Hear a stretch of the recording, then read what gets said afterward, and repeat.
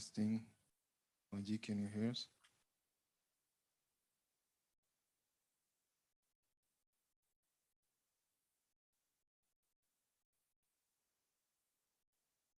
Mm, second.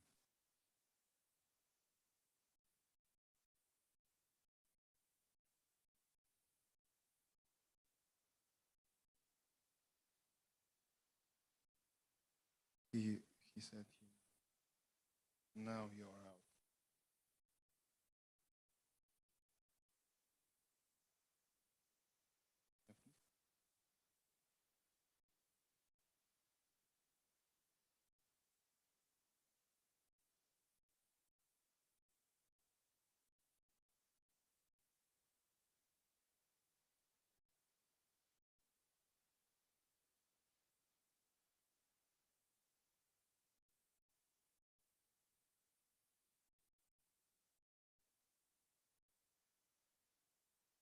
Вот тут микрофон.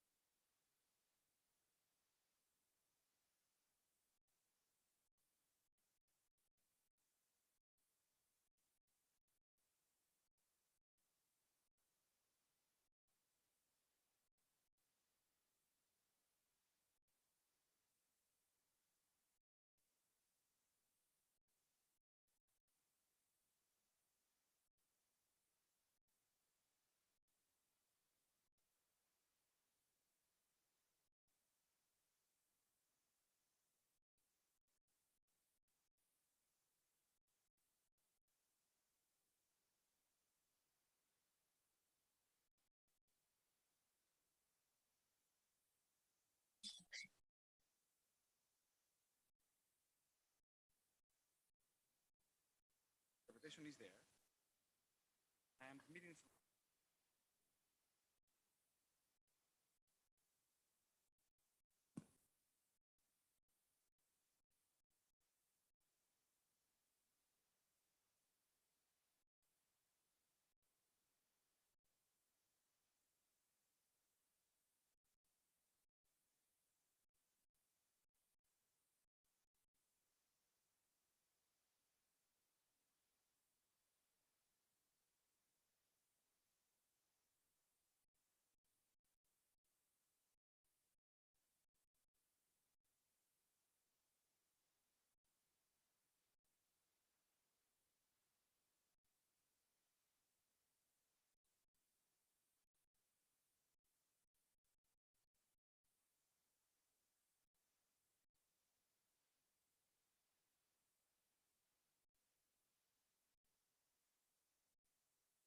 Переводчики, пожалуйста, в Zoom поговорите в английский канал.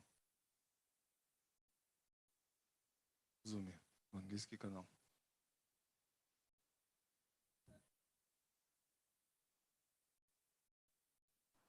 Прекрасно слышно. Прекрасно слышно.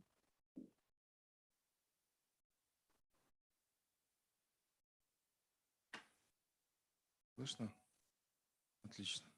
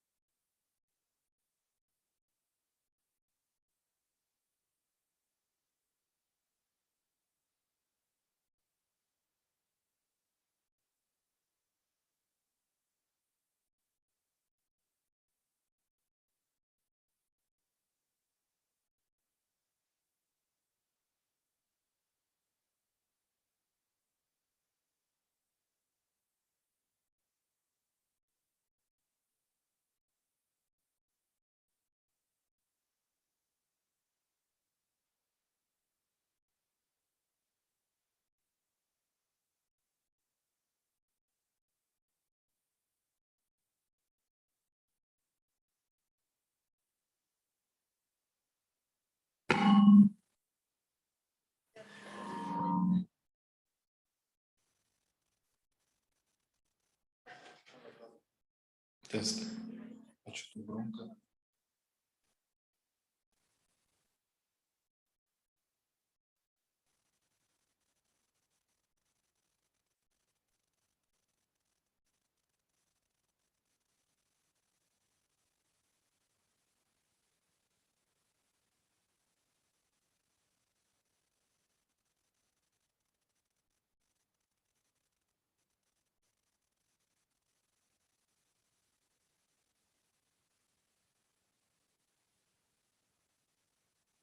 Тест, тест, тест, тест, тест. Нормально. Тест. Раз, два, три, тест. Раз, два, три, тест, тест.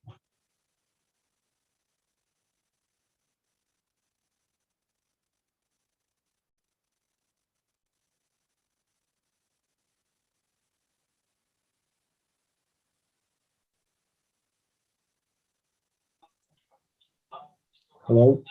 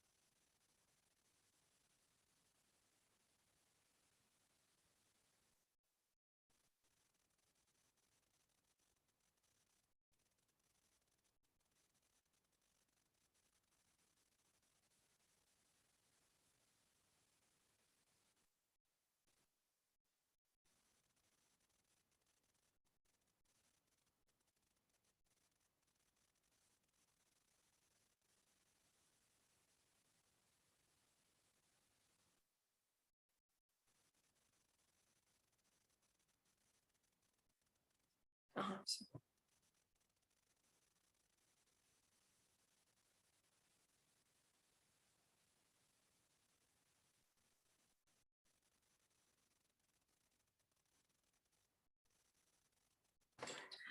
Hello, everyone. Thank you for your coming. Before start, I like to introduce myself. My name is Marina Kazbek, and I'm SDSN Kazakhstan manager. Thanks you for your coming for our official SDSN Kazakhstan event.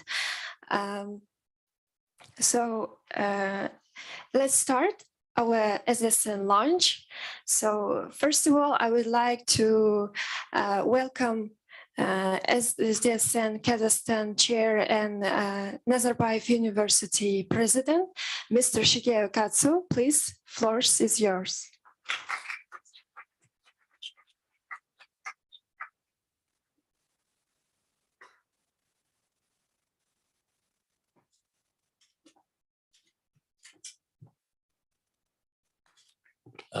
Good morning, everybody.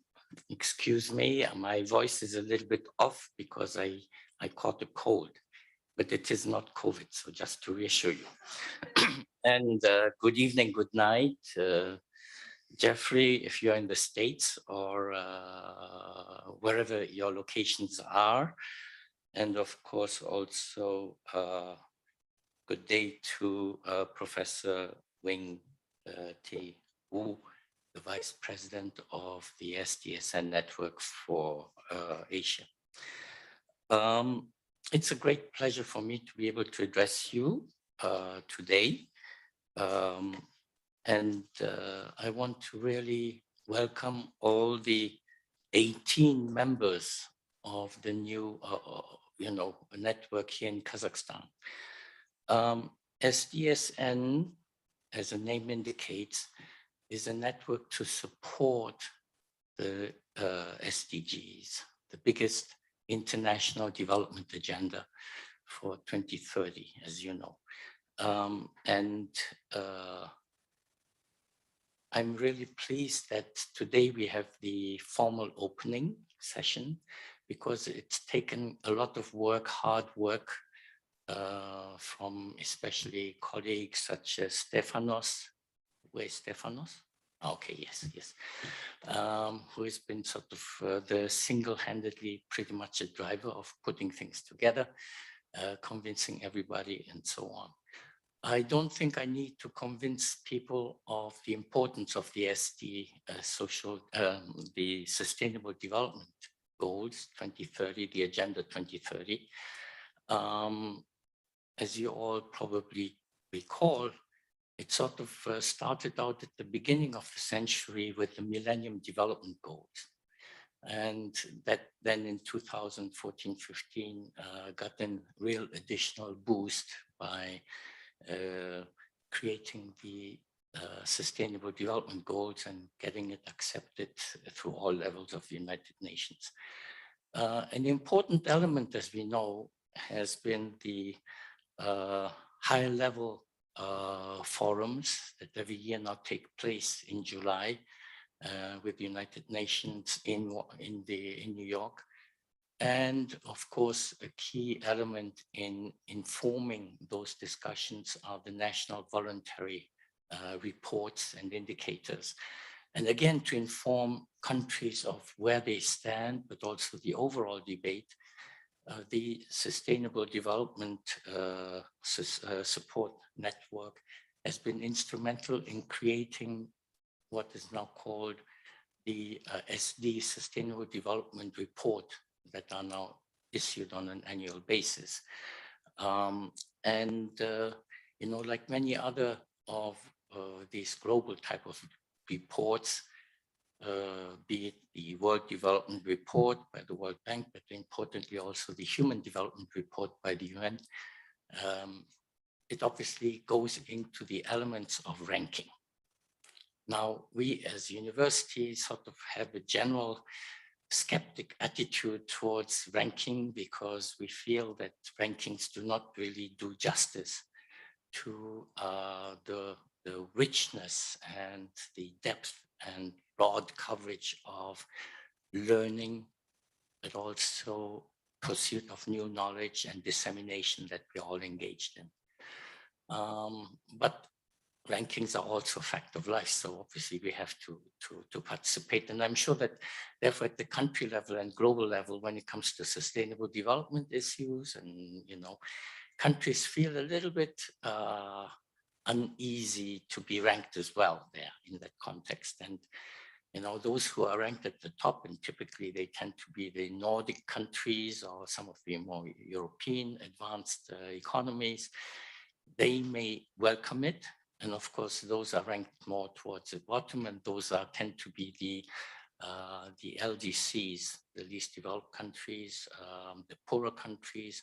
Of course, they don't have the means to pursue sustainable development at the same pace, and they tend to wind up more at the bottom. And in that sense, I think there's a lot of questions that we all have to ask ourselves in terms of the methodology. But having said it, I certainly salute the SDSN in having developed this very important metric, invested heavily in analytical work. And of course, you may all wonder, ask, so where does Kazakhstan stand in this overall picture? Well, first of all, I think when you read the report this year, the unfortunate conclusion is that over the last 2-3 years, the world has made hardly any progress anymore, sort of has stagnated in terms of achieving progress in the Sustainable Development Goals. And you can all guess why it happened. Of course, we had the pandemic and associated crisis, economic crisis, but also this year on top of it, we have the war in Ukraine, which leads almost immediately spillover effects to food crisis, health crisis, and migration crisis. So we have, unfortunate developments throughout, meaning that there are even bigger challenges for the global community to make progress in the SDGs. Now, when it comes to Kazakhstan, this year it seems that Kazakhstan is ranked at 65, number 65 out of 163 countries. So far so good. In a way, it's close to being in the top third. Having said that, last year, Kazakhstan was ranked 59. And it gives us sort of a sense that also here in Kazakhstan, because of the pandemic, economic impact, and so on, government has struggled in developing effective policies, not just policies, but they have to be effective in implementing and making progress towards SDGs. And one additional interesting facet, I think, that this year's global report is now starting to explore is starting to talk about government commitment towards and efforts towards promoting and putting into place effective policies that allow countries to realize the SDG goals. And while the methodology there is, I guess, rather still in a way at the pilot stage, and I do hope that actually my colleagues in GSPP, public policy, with the motto of good governance matters, can make a contribution to also deepening and widening the methodology part.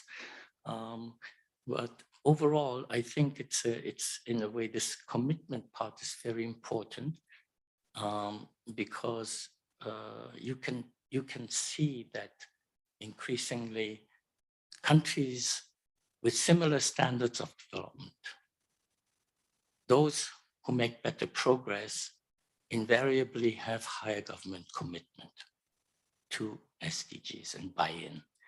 And that is obviously an important part. And to show that it doesn't take money alone.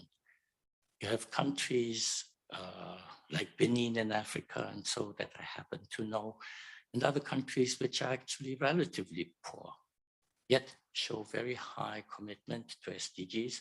How does it normally present itself? That, for instance, national budgets are designed around SDGs, that there's always a monitoring and evaluation framework built in, and so on, and so on. Conversely, countries that could do and should do much better and are unfortunately not at the top as far ahead as they ought to be, are countries such as the United States, rich, most powerful country, yet there are a lot of questions as to what extent the public sector really is effectively promoting sustainable development. So I think this part of government commitment is something that is increasingly important. I also refer to, and just the other day, I was looking at a review of a book on development economics. And with my old age, I start to forget names, and so I'm sorry. But the conclusion of why certain countries succeed and why others do not, about 15 years ago, the book called Why Nation Fails became very prominent. And Asimoglu and Robinson basically focused on institutions. This latest by a professor from Oxford is focusing on the role of national leadership. And basically coming to what sounds like a very commonsensical conclusion, which says, unless country leadership wants it, sustainable and effective development will not happen. Okay, and translated otherwise is the international community, international financial institutions and so on, the World Banks, European Bank, Asian banks, and so they can even stand on their head. If the country itself doesn't want to do reforms, want to sustain and commit itself to goals, there's relatively little that the outside world can achieve. And I think this is a very important message for all of us. The countries, societies have to be at the center of their own development.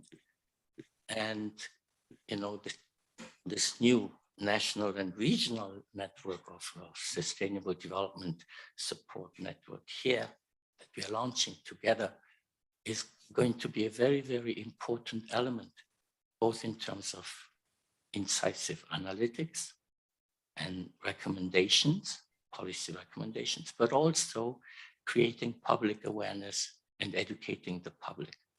So the role of the network that we are launching today is extremely important. And I do hope that we will all be able to support it and provide this network as it ought to be developed. And in that context, I'm really also particularly pleased to see with us Ruslan Sultanov, chairman of the management board of the Economic Research Institute here. I look forward to great partnership and also want to welcome all the 18 members that have now signed up here in Kazakhstan. And let me just give some names because I understand that you will all participate, especially in the afternoon sessions. Narhoz University, Almaty University of Power Engineering and Telecommunications, Atirau State University, Süleyman Demirel University, SDU, Association for the Conservation of Biodiversity here in Kazakhstan, Coalition for Green Economy and Development, G Global, and Kazakh Agro-Technical University, Kazgiu University, as well as also Kazakh British Technical University and Al-Farabi National University. All of these are here in the country heavyweights.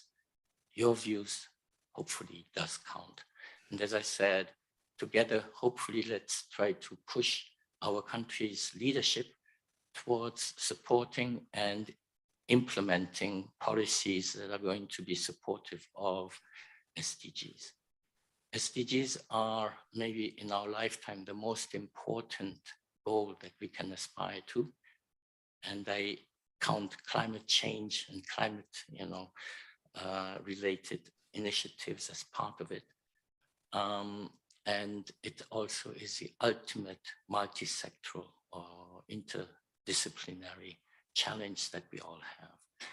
So with this, excuse me that I've been a little bit long, but I really just want to express with a little sense of urgency that we all have to make an additional effort. This year happens to be the midterm of the SDGs, Agenda 2030. And I think the whole world can do better. And I think also this country, in spite of all the challenges that we've recently had, hopefully will also do better. Because if Kazakhstan does well, Central Asia will do well. Central Asia will do well. It means that both east and west of this mega continent will also do well. Okay, So I think our work is cut out. But at this point, congratulations to everybody. Thank you.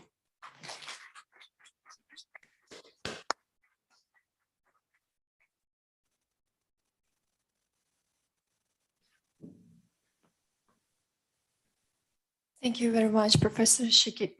Shigeo Katsu, for your welcoming speech and talking about the importance of Kazakhstan role. And now I would like to introduce and welcome keynote speech by Professor Jeffrey Sachs, who is the president of SDSN Kazakhstan, and he will join us by Zoom. So, Professor Jeffrey Sachs, welcome. Thank you very much. Can you see me and hear me? Wonderful. Dear friends, it's what a joy to be together with you, and what a great honor. I happen to be in Rome today, visiting the Vatican, so it's a nice morning here in Rome, and I wish you a very good afternoon. And let me thank you deeply for joining the effort of the Global Sustainable Development Solutions Network and bringing all of these leadership institutions of Kazakhstan into this network. This is a wonderful, wonderful boost for the global effort of universities around the world to play their role in this difficult challenge that you've just heard expressed so eloquently. We're trying to grapple with major challenges in an unstable world. Environmental challenges, social challenges, geopolitical challenges that are not easy. And I believe that universities really are crucial for this, because we have uniquely in our institutions the range of knowledge and expertise and the commitment to analysis and problem solving that are all vital for achieving the kind of changes that are needed in the world. And we need change because the direction that we're on clearly is getting a bit dangerous. We have multiple environmental crises. Kazakhstan feels the warming, as a dry steppes region and desert country. The water stress is very serious. The rising temperatures are very serious. As one of the world's great grain producers, Kazakhstan has to be very concerned about the dynamics of climate change underway. And this is one of so many crises that we're facing right now. And yet, even as these crises multiply, unfortunately, our politics are diverted by awful destruction in war, like the war raging in Ukraine right now, geopolitical tensions, and a very great difficulty of governments cooperating with each other. The thing that I've observed in my whole professional career of the past 42 years working on these issues is that universities cooperate well together. It's really natural for us to work together, to enjoy each other's company, to be natural collaborators. We speak, even if we don't speak literally the same language or languages, we're working on the same issues and need each other for the knowledge base to actually make headway. So this is first to say that I'm grateful to you for being part of this global journey, and in my capacity as leading the global SDSN, count on me for anything that I can do to help you in your efforts. And I want to ask you to join all of the global networks so that Kazakhstan's expertise can be shared worldwide, because that's extremely important. Kazakhstan's a remarkable country. I always treasure visiting, and I hope that also this launch will be an occasion to think about new opportunities for us to meet face-to-face and plan some activities together. I thought I would spend just a few minutes as an outsider looking in, thinking about some of the major challenges that Kazakhstan faces, in particular on the Sustainable Development Goals, because thinking about those big challenges help to set the agenda for SDSN Kazakhstan. And if you'll permit me, I'll just share my screen to go through a few quick findings of the Sustainable Development Report for 2022 that SDSN issued last week. As you know, we make an assessment every year of the state of the Sustainable Development Goals worldwide. The general finding, not surprisingly, is that we are falling backward right now because of the pandemic, because of the instability, no doubt because of the war, these sanctions, all this global spillover. It's very difficult right now. But each country is also analyzed according to more than 100 indicators. And the story for Kazakhstan, I think, is quite interesting. So if I can share my screen, and here it is, I hope you can see that. Let me just get that, hold on, up to, and go back to the start.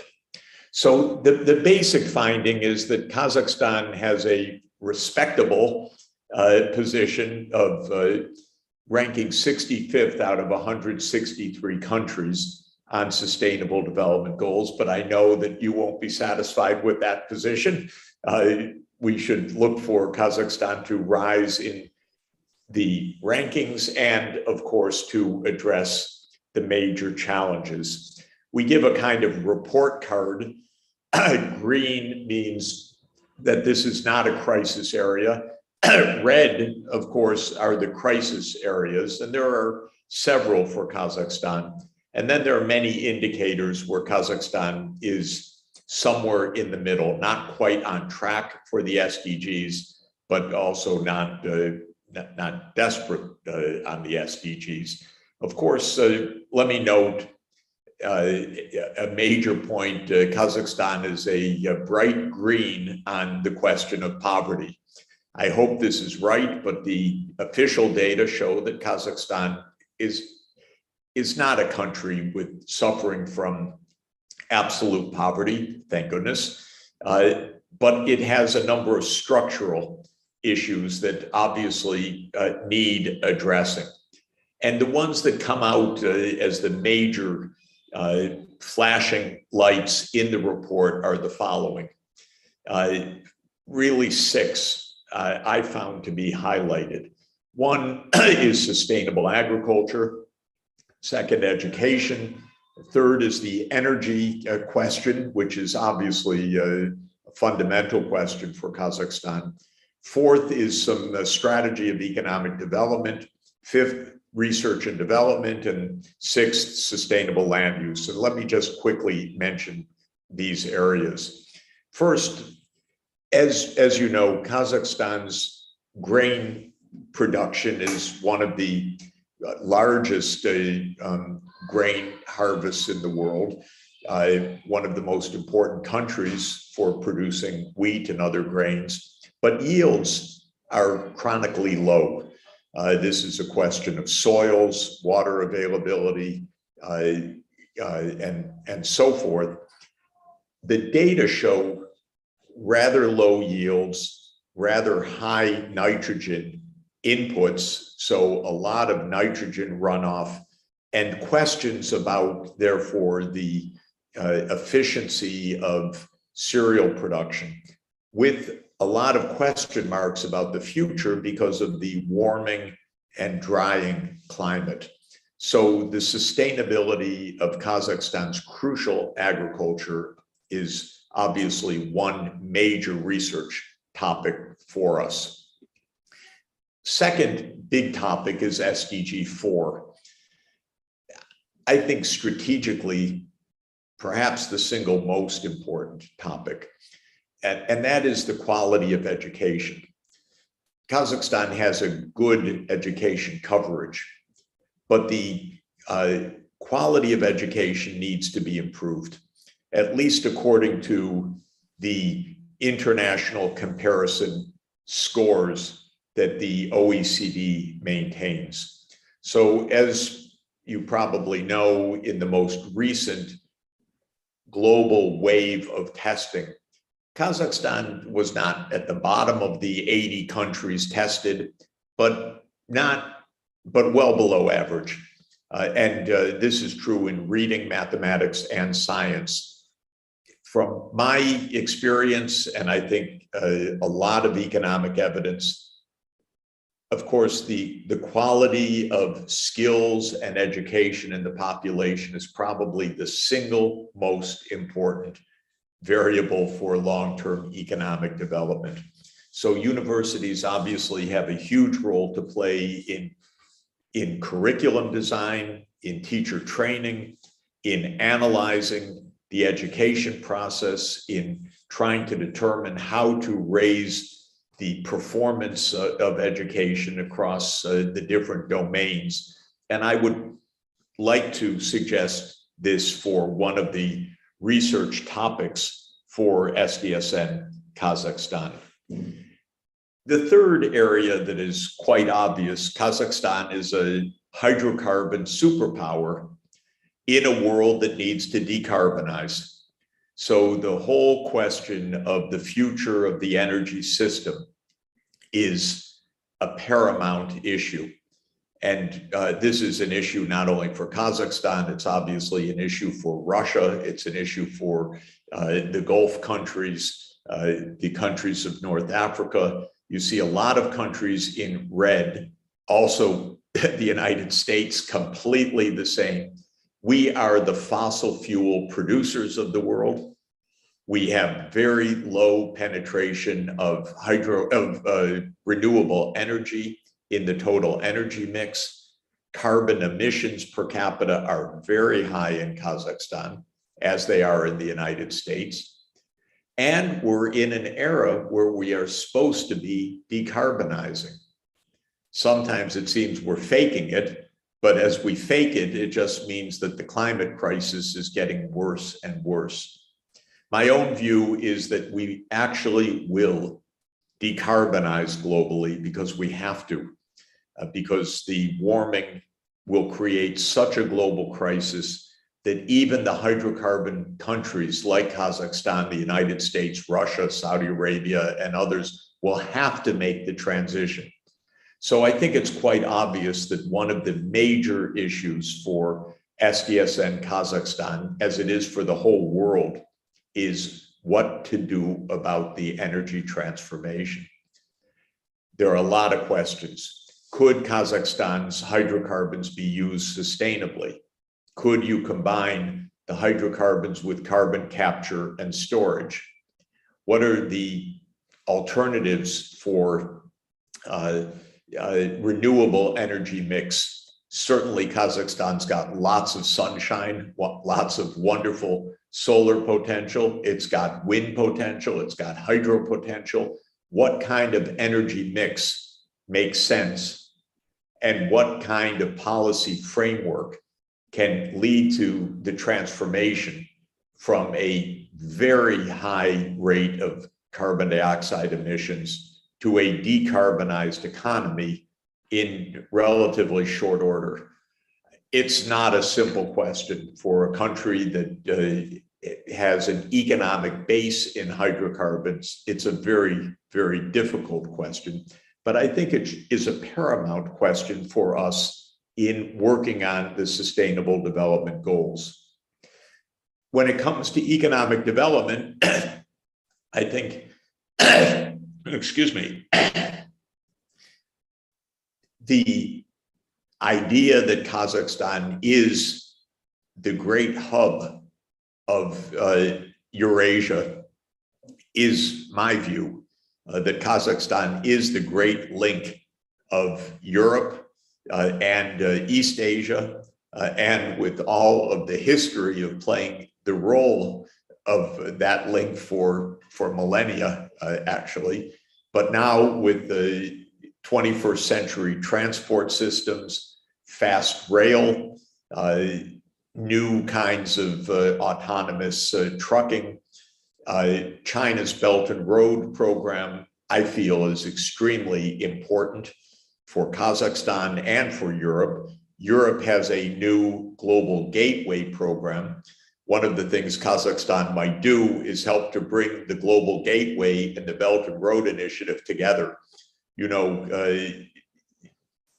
of course, the Belt and Road Initiative is very controversial in the US and Europe because they think too much of competition with China, not enough about cooperation with China, in my view.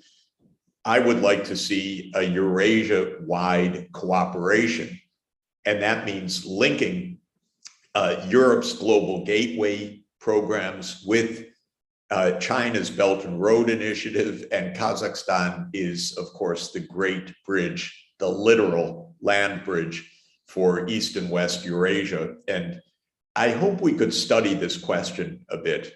It would be extremely interesting to understand how Eurasia as a whole, which is home to 70% of humanity and will certainly be the center of gravity of the world economy in the coming decades, can best design this 21st century sustainable transport, renewable energy grid, 5 and 6G networks for digital connectivity and so forth. And Kazakhstan's in the middle of the whole story. And so I think Kazakhstan's a great place to host this kind of Eurasia-wide analytics. But there's another issue. One of the things that shows up in the report is that Kazakhstan spends surprisingly little funding on research and development. This also goes along with the education question. Kazakhstan lives substantially as a hydrocarbon-based economy right now. That is not going to last many decades. We see in this picture of R&D as a percent of GDP that the world is right now with 3 major poles of innovation: North America, Western Europe, and Northeast Asia. But why not add Kazakhstan to the list? Increase the R&D expenditures, both the science and the applied R&D for product innovation. I think that this is strategically a major goal, and it's an area that shows up as a real problem. I don't know if the data are correct, but they show that Kazakhstan's spending on research and development is extremely low. This is obviously a place where universities have a huge stake and where we could actually make the case to government how strategic it is to increase the R&D in the country. A final point that I want to mention is the evidence on the land area protected for biodiversity. Kazakhstan has remarkable biodiversity as one of the great grassland regions of the world with all of the biodiversity, alpine regions. It's a beautiful country, but it's under a tremendous amount of stress. Climate stress is one part of the stress, and of course, land use conversion. The agriculture sector, meaning a lot of conversion of grasslands over many, many decades, a lot of pollution, a lot of drying that is coming with global climate change, a lot of infrastructure that threatens high biodiversity regions. And Kazakhstan, at least again, on the globally comparative data, do not show up Kazakhstan does not show up as a country that has taken sufficient steps to protect your remarkable biodiversity. And therefore, I think that this is yet another key area where SDSN Kazakhstan can be engaged. So all of this, ladies and gentlemen, shows that Kazakhstan has many, many great strengths and many challenges. That's not unique to Kazakhstan. The whole world is facing a lot of challenges right now because we really are in stress. We've been doing things the old way for a very long time. This is the 50th anniversary of the Stockholm Conference, this week actually, that first said, we have a problem with the environment. It was the first environmental conference globally. That was 50 years ago. This is the 30th anniversary of the Rio Earth Summit. Despite years and years and years of talking about this, we have not consequently addressed these challenges. And that's why we have SDSN. That's why we are so keen to work together. I think that there's wonderful opportunities for new approaches to economic development in a digital age, in harnessing renewable energy, in thinking about well-being rather than conventional measures of GDP as our guideposts. And these are the topics that I look forward very much to working together with you in the coming years. So let me close with those brief remarks, just once again to thank you. I see many friends in the audience, and I look forward to being together with you in Almaty and Astana and other parts of your beautiful country very soon. Thank you very, very much. Thank you very much, Professor Jeffrey Sachs, for your welcome speech and wonderful performance. Thank you. And I would like to welcome here on the floor Mr. Elisame Arisita, Provost of Nazarbayev University, please.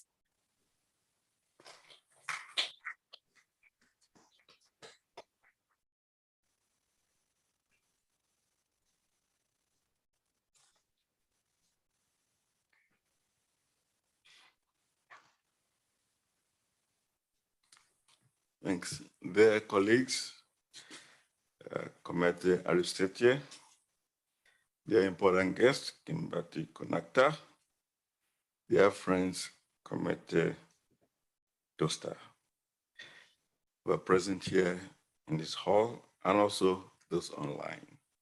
It's nice to see people in 3 dimensions these days. Good morning and welcome to this occasion at the launching of the Sustainable Development Solutions Network, Kazakhstan. Kailitan Genève Koshkalvinista. Welcome our friends, our partners in the country, in Kazakhstan, and our international partners to Nazarbayev University, Nur-Sultan City.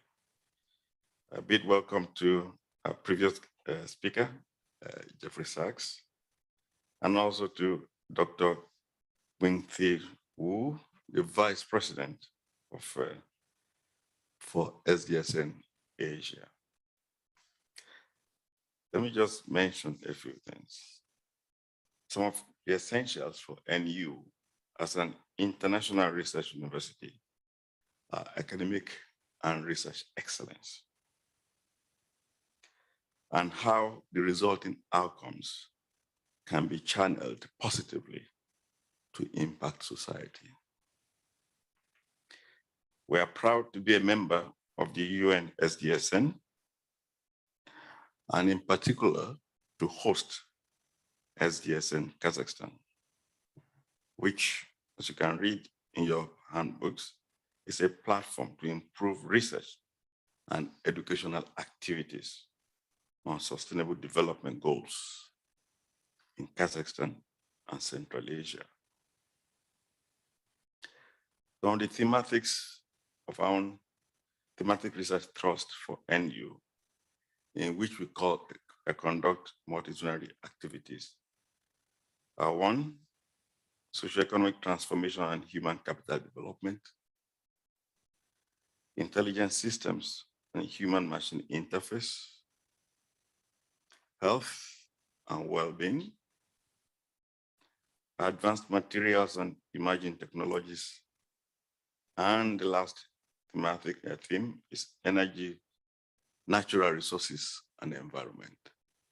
You can see in between all these themes, the essence of SDSN is interwoven in all of them.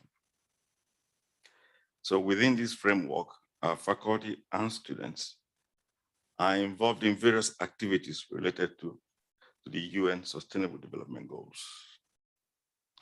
We conduct research on green energy solutions, which include issues of carbon capture and amelioration. Renewable energies include solar and thermal energy sources, water purification, soil integrity in the RRC area and Mangistau, issues concerning lakes in Kazakhstan. This is done in SMG, and the surrounding regions, as I said, policies and practices on rivers and water supply in Central Asia. I know Professor Zinarius works on that. We have various other activities and initiatives among our students and staff, such as greening of the campus and some of our intensive outreach to the public. We host, as a university, the National Conservation Initiative. It does sponsor lots of activities on campus and in the city and the country, actually. And its officials have been part of the representation of Kazakhstan at the Climate Change Conference, COP26, last year in Glasgow, and also be going to Egypt later this year. So we plan to introduce some courses on sustainable development as part of the Common Core program for all our undergraduates. So we'll expect SDSN Kazakhstan to assist in developing these courses. The complex problems identified by SDSN are solved only via true interdisciplinarity and collaborations. This endeavor is to further expose our bright students to the UN Sustainable Development Goals and to activate their idealism to help provide solutions to global problems now and in the future. So again, let me welcome all of you to the SDSN launch. I commend you to great discussions on how we can move forward with SDSN Kazakhstan, and also how to contribute to solutions that are not only useful to Central Asia and Kazakhstan, but also to the world in general. So we invite all of you, including our international partners, as professors, to visit NU. And I will say that we have our red carpets waiting for you all the way. Thank you very much.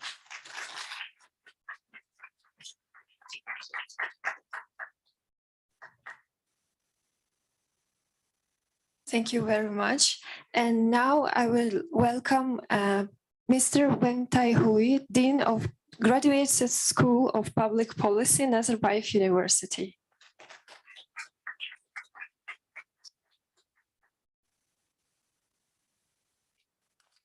Thank you very much. President Katsu, Provost Adesida, and Professor Jeffrey Sachs, and Professor Wu Tai, Mr. Rizman Sultanov, and distinguished guests and fellow colleagues. In attaining the SDGs, it is apparent that no single model or solution will work for all countries. Countries will have to seek and adapt and adopt solutions that fit their peculiar circumstances and priorities. The search for sustainable solutions, development solutions will require collaborations and cooperation across institutions, countries, as well as different regions within a country in order to tap on the expertise as well as to learn from one another experiences. In this regard, it is heartening to note that SDSN Kazakhstan is able to as its aim to unite scientists from universities and other entities within Kazakhstan to applied research projects and educational programs to improve research as well as educational capacities on sustainable development goals in the country based on specific local contexts, capacities, circumstances, as well as priorities. At Nazarbayev University Graduate School of Public Policy, we are committed to our mission of improving the quality of life of people in Kazakhstan and the region by training leaders to improve governance through education, research, as well as executive development. As President Katsu has already mentioned, good governance is very important, and therefore our mission, which is the improvement of good governance in the country, is well aligned with the achievement of the SDGs for Kazakhstan. We firmly believe that good governance matters and is essential and is a common thread that, that runs through all the SDGs endeavors that we are involved in. And it is important to deal with all the cross-cutting as well as the complex challenges for the achievements of the SDGs. We at GSPP are able to contribute to the development of SDSN Kazakhstan, and we will continue to establish education and research priorities which are aligned with the SDGs attainment in Kazakhstan and beyond in Central Asia.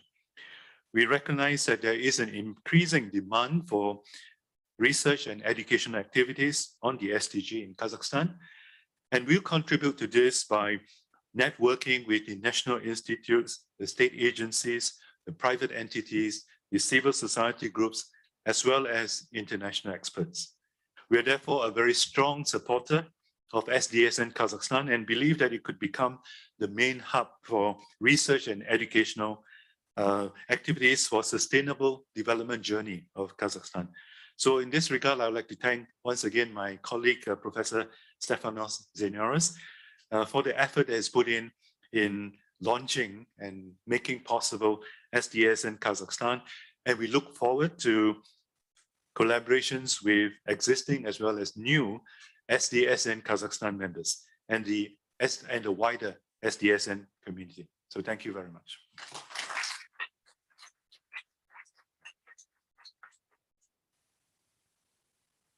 Thank you, Mr. Wingtai. And now I would like to welcome Professor Wingtai Wu, Vice President of SDSN Asia. Please, Professor Wu.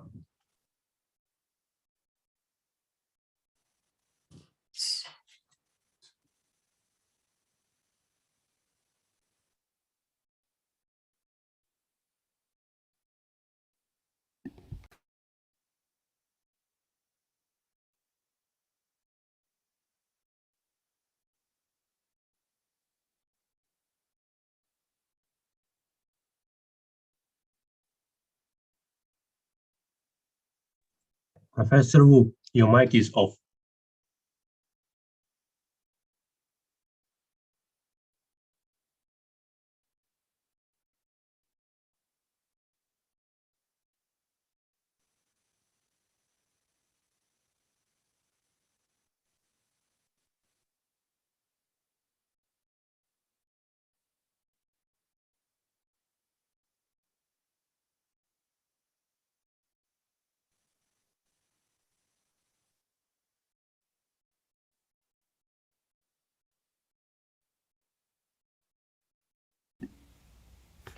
Can you please unmute yourself? Yes, I'm unmuted now. Thank you. I apologize for the delay. Good morning, my fellow travelers on the road to sustainable development. I'm the head of the Asia office of SDSN, hosted by Sunway University in Kuala Lumpur, thanks to the generosity of the Jeffrey Chia Foundation of Malaysia. My congratulations to you all on today's launch of the Kazakhstan chapter of the Sustainable Development Solutions Network. My great thanks to Nazarbayev University and its distinguished faculty for their hard work in mobilizing other universities and civil society organizations to translate academic research into practical solutions. Jeff Sachs and I are looking very much forward to visiting Kazakhstan in the near future so that we can have a deeper understanding of the country in order to facilitate the exchange of ideas between Kazakhstan and other SDSN members, and so that we can explore the participation of Nazarbayev University and other members of the Kazakhstan chapter in the global research activities and educational initiatives that are coordinated by SDSN offices in New York, Paris, and Kuala Lumpur. Right now, in addition to climate change and COVID-19, there are horrific wars in Ukraine, Yemen, and Ethiopia. And in Southeast Asia, the new Cold War is intensifying with the AUKUS coalition. AUKUS standing for the Coalition of Australia, United Kingdom, and the United States. This is the latest development whereby nuclear submarines with nuclear weapons could appear and stay in the South China Sea. We know that relations among countries are a combination of cooperation in some areas and competition in other areas. The goal of the Asia office of SDSN in Kuala Lumpur is to strengthen cooperation in sustainable development in order to generate mutual goodwill that will offset the antagonism coming from competition in the economic and geostrategic spheres.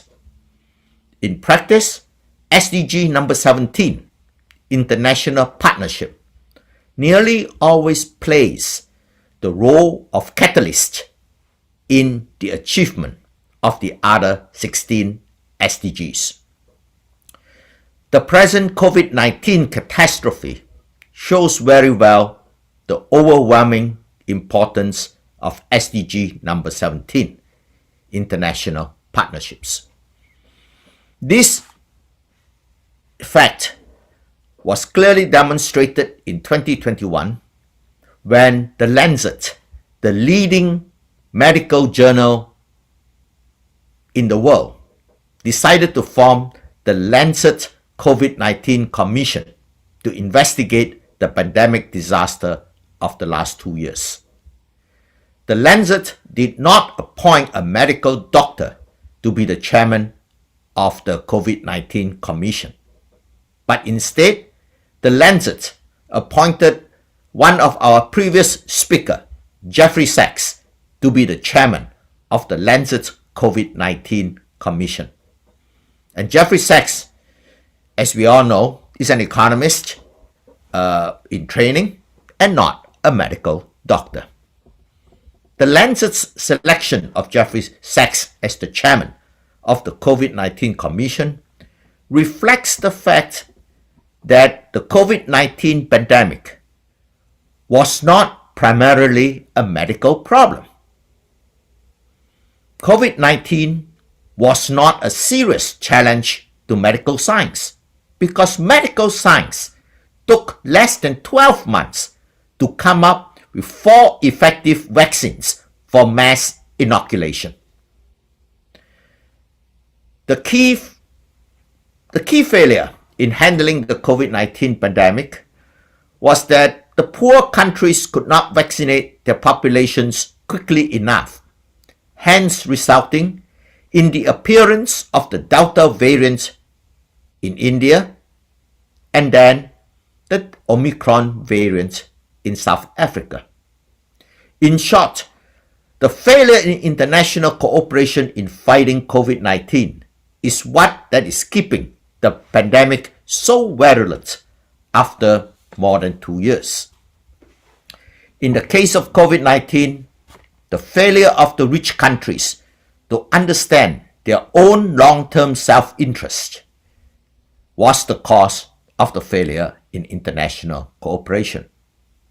This is where great universities like Nazarbayev University come in and play the fundamentally important role of educating their fellow citizens about what their enlightened long-term self-interests are.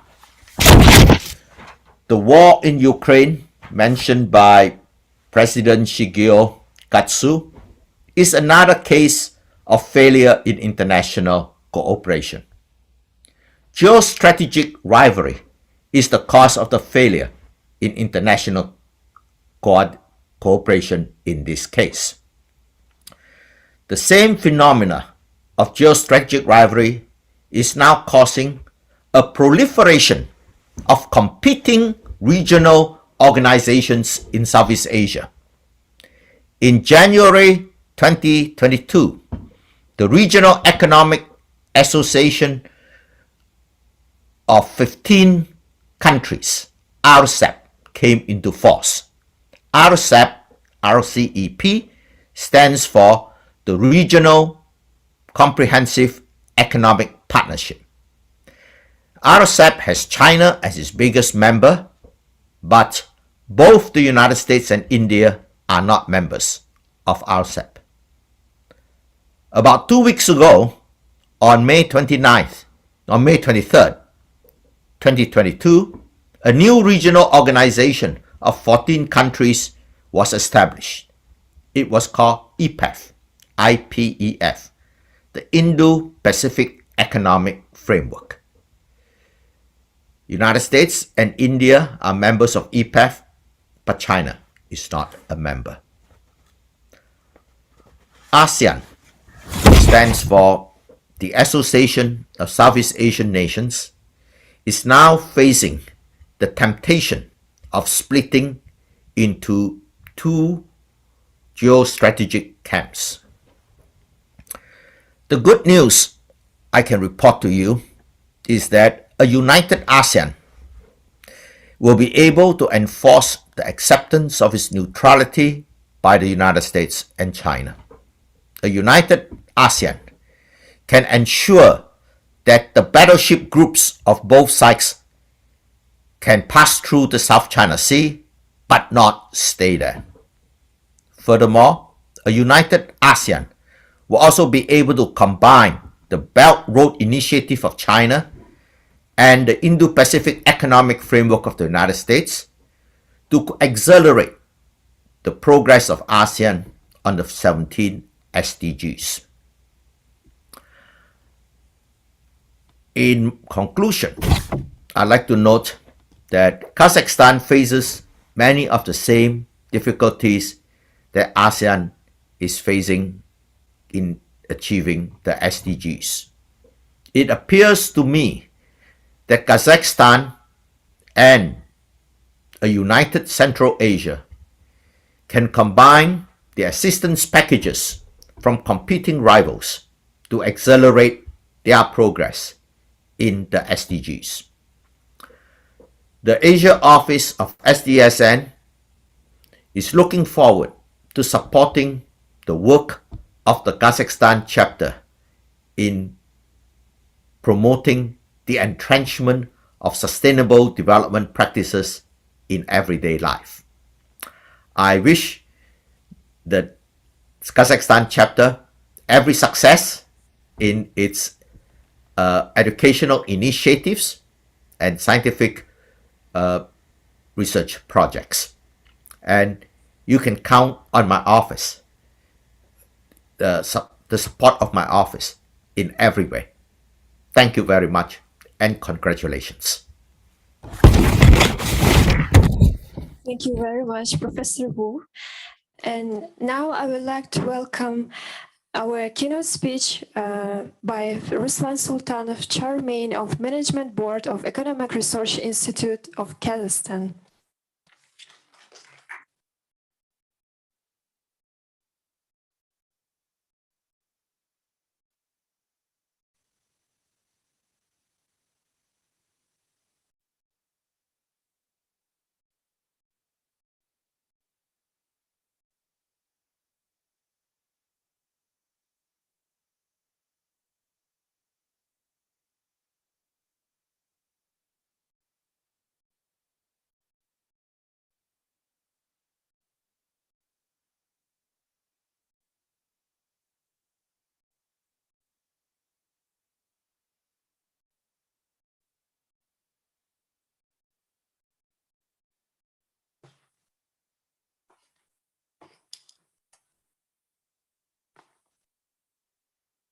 Thank you, Mr. President Shigeo Katsu. Thank you, colleagues. Я рад присутствовать сегодня в мероприятии, проводимом в университете, посвященном вопросам цели устойчивого развития, особенно на запуске сети решений в области устойчивого развития. Повестка 2030, она стала неотъемлемой частью экономической политики для многих стран и Казахстана в том числе. К сожалению, пандемия COVID-19, охватившая весь мир, она затронула все социально-экономические и политические сферы, поэтому многие страны сталкиваются с определенным набором проблем, которые необходимо преодолеть. Для выхода на траекторию экономического роста нам необходимо интенсивное региональное и международное сотрудничество с участием всех заинтересованных сторон, которые должны мобилизовать все свои ресурсы, финансовый опыт, технологии, знания для того, чтобы совместно достигнуть все поставленные цели устойчивого развития. Ключевая роль в распространении знаний и выработке рекомендаций уделяется аналитическим центрам, исследовательским центрам, которым являются и эксперты Назарбаев университета. Также я сегодня поэтому хотел рассказать об той работе, которую проводит Институт экономических исследований, который я представляю.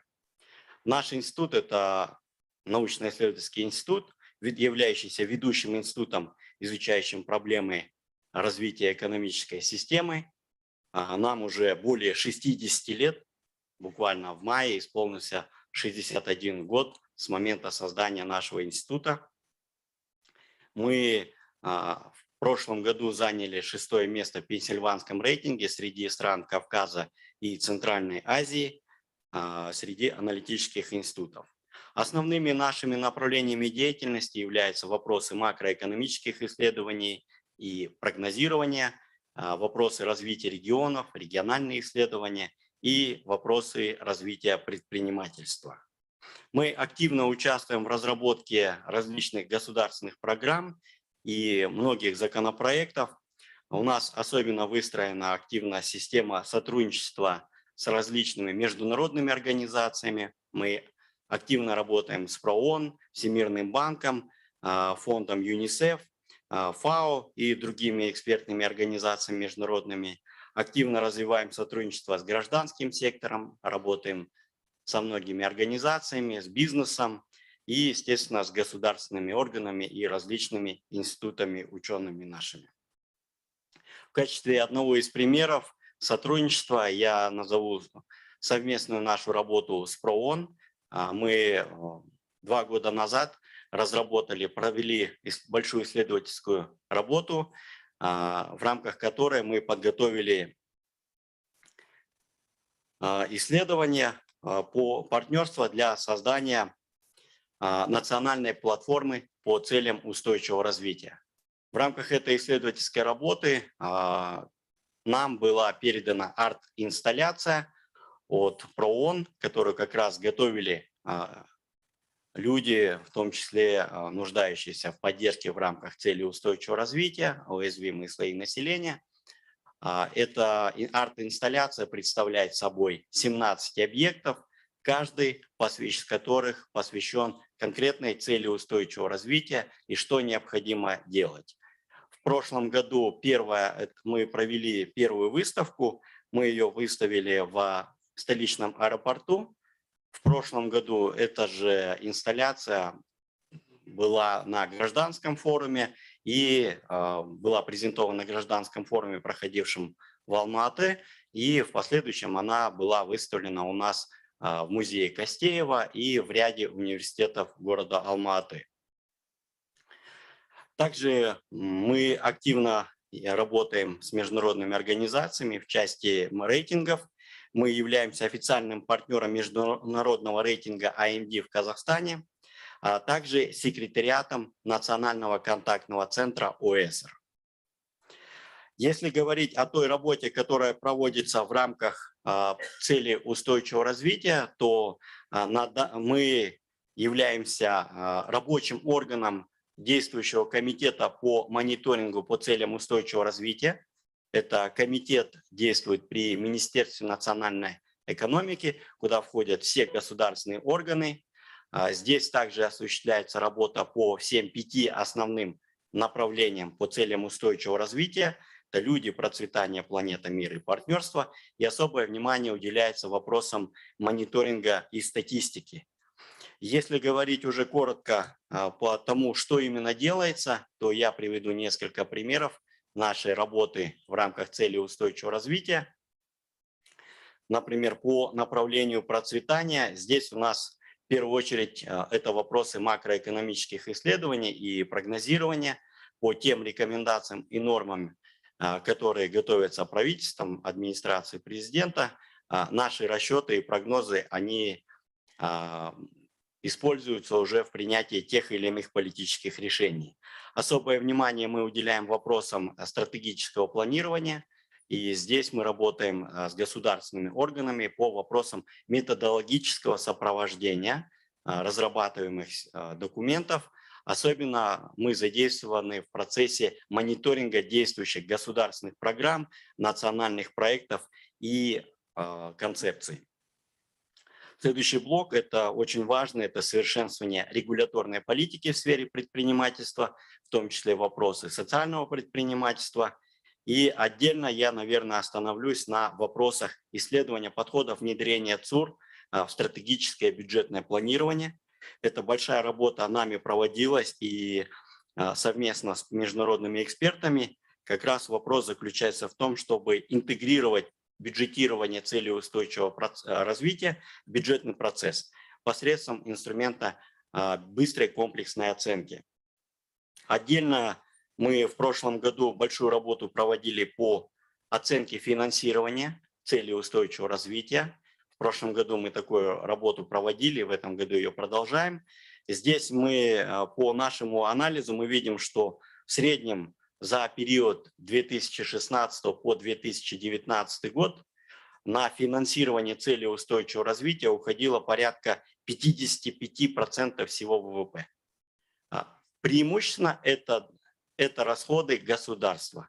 У нас есть еще большой значительный потенциал финансирования целей устойчивого развития за счет средств частных предприятий, частных компаний, общественных объединений. Здесь, забегая вперед, для того, чтобы объединить усилия исследовательских организаций, научных кругов, гражданского сообщества и компаний, мы должны действовать совместно, поэтому мы предложили создание Совета по устойчивому развитию, куда мы пригласили всех участников, и мы планируем совместную работу проводить по тому, чтобы популяризировать цели устойчивого развития, чтобы донести до общества, до бизнеса, что это дает всем нам, чтобы инициировать новые проекты и с гражданским сообществом уже совместно эту идеологию продвигать. По направлению люди, здесь я отмечу несколько главных элементов. Это у нас мы подготовили методологию и проводим рейтинг качества жизни, именно качество жизни в городах. В этом году у нас количество городов расширилось. Это большая работа, которая необходима для оценки условий жизни человека. Большой блок вопросов связан с программой повышения доходов населения. Было дано соответствующее поручение главы государства, и в этом году правительство в апреле 2022 года правительство утвердило данный документ. Как раз наши эксперты участвовали в разработке данной программы. И я, наверное, еще выделю два важных аспекта. Как вы все помните, в этом году у нас объявлен годом детей в Казахстане. В прошлом году нашими экспертами проводилась большая работа с международными экспертами, с Министерством образования и науки по разработке методологии индекса детского благополучия. Эта методология позволяет государственным органам определить самые слабые точки, где у нас идет вопросы государственного финансирования, государственной поддержки и, соответственно, перестраивать механизмы, чтобы те государственные финансы, которые выделяются, государственное внимание, именно было более эффективно направлено на детей. Отдельные аспекты – это вопросы гендерного анализа в сфере бюджетного планирования. Мы также разрабатывали соответствующую методику проведения гендерного анализа социальной сферы именно на уровне местных исполнительных органов. По направлению планета, это глобальное направление, сегодня об этом Джеффри Сакс уже поднимал вопрос, и я скажу, что мы участвуем в работе по подготовке стратегии низкоуглеродного развития до 2060 года. Буквально вчера у нас состоялось заседание с участием министра, у нас всех экспертов мы привлекли. Сегодня идет большая работа, она уже должна завершиться к осени, и в конце года Казахстан должен утвердить эту стратегию. Я скажу, забегая вперед, да, я отмечу, что мы проговаривали уже с вашими экспертами и планируем в июне и в июле проведение наших мозговых штурмов по как раз выработке рекомендаций по достижению низкоуглеродной нейтральности. Я надеюсь, что эксперты Назарбаев университета также активную работу здесь будут принимать. По направлениям мы, кстати, здесь создали специально у себя центр, посвященный исследованиям ESG. То есть ESG-повестка – это глобальная, она впереди, и поэтому мы не отстаем от этого, и данное направление мы активно развиваем. По направлениям мир и партнерство здесь у нас несколько направлений. Мы на региональном и глобальном уровне, это, естественно, такое налаживание партнерских взаимоотношений между правительством, частным сектором и гражданским сообществом. И здесь мы задействованы в процессе научно-экономической экспертизы. Она затрагивает как экономические аспекты, так и социальные, в том числе отдельные элементы цели устойчивого развития. Особое внимание мы уделяем вопросам международного партнерства и соблюдения прав людей. И здесь у нас большая работа проводится Национальным контактным центром ОЭСР, секретариат которого действует на базе Института экономических исследований. Также мы активно обмениваемся опытом. Буквально недавно, в прошлом году и в начале, мы проводили обмен опытом со странами Центральной Азии на региональной платформе обмена знаниями по целям устойчивого развития, организованной ПРООН.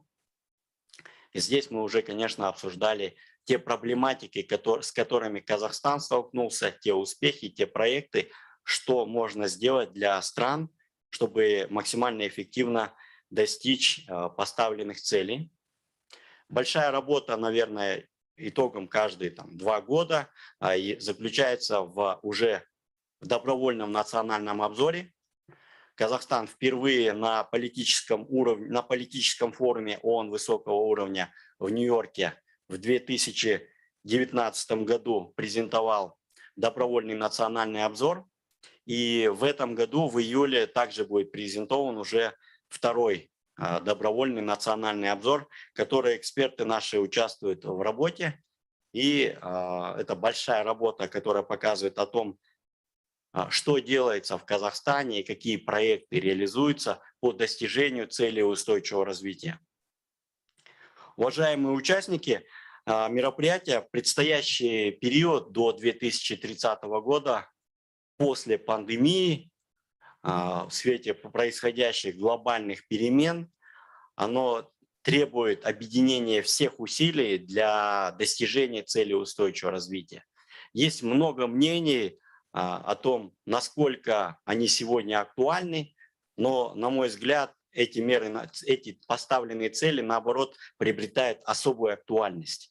И здесь нам необходимо объединять максимальное участие. Я рад, что Казахстан интегрируется в сеть решений в области устойчивого развития. Это большой успех. Мы вовлекаемся в мировое глобальное сообщество и объединяем все усилия для того, чтобы максимально эффективно достичь цели устойчивого развития. Я уверен, что нас ожидает плодотворное взаимодействие в рамках сети решений в области устойчивого развития. Thank you for your attention, and we are ready to work with your team. Thank you.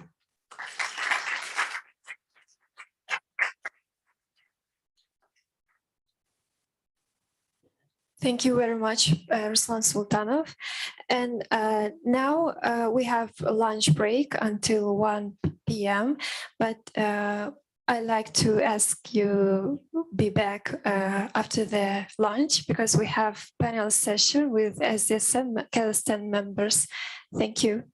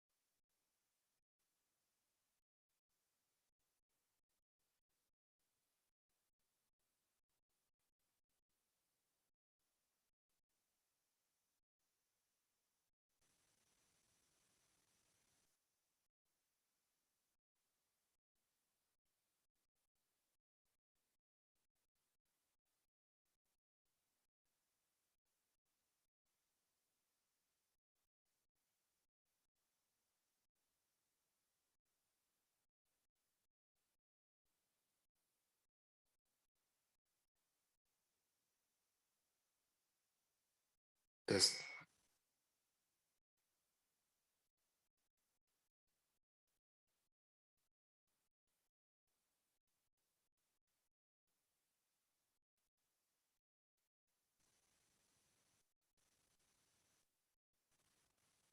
Тест, раз, два, три. Тест, раз, два, три. Тест, тест.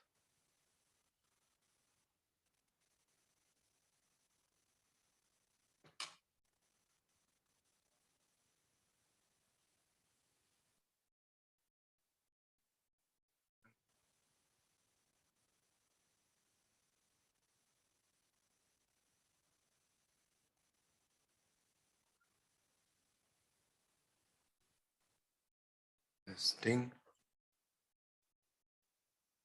Тест. По идее не должно идти. Видишь? Тест. Output жоқ.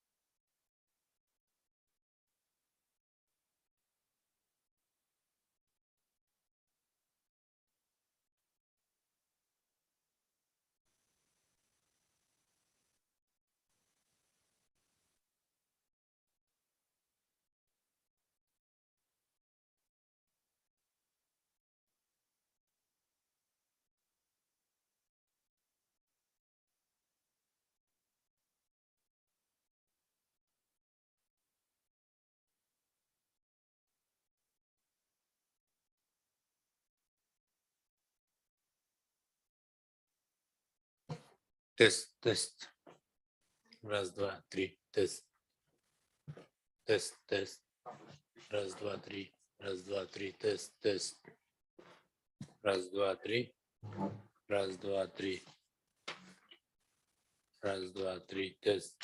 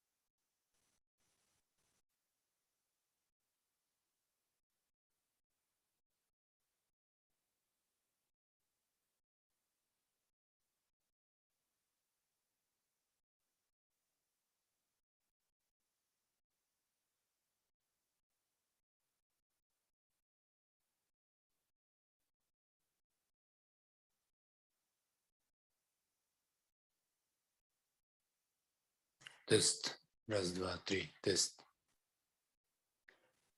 Тест, тест. Раз, два, три. Тест, тест. Раз, два, три. Раз, два, три. Тест, тест. Раз, два, три. Раз, два, три. Раз, два, три. Тест, тест. Тест, тест. Раз, два, три. Раз, два, три. Раз, два, три. Тест. Тест.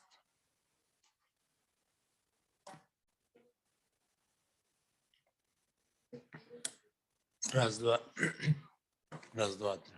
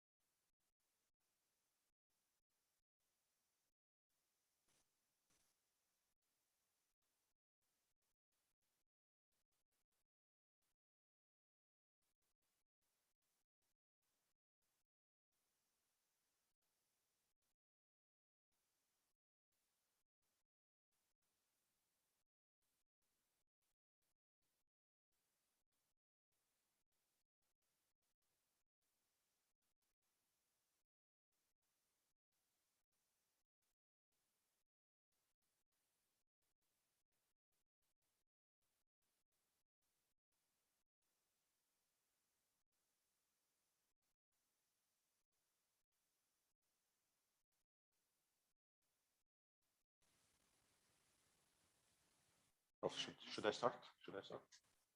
Should we wait? Okay.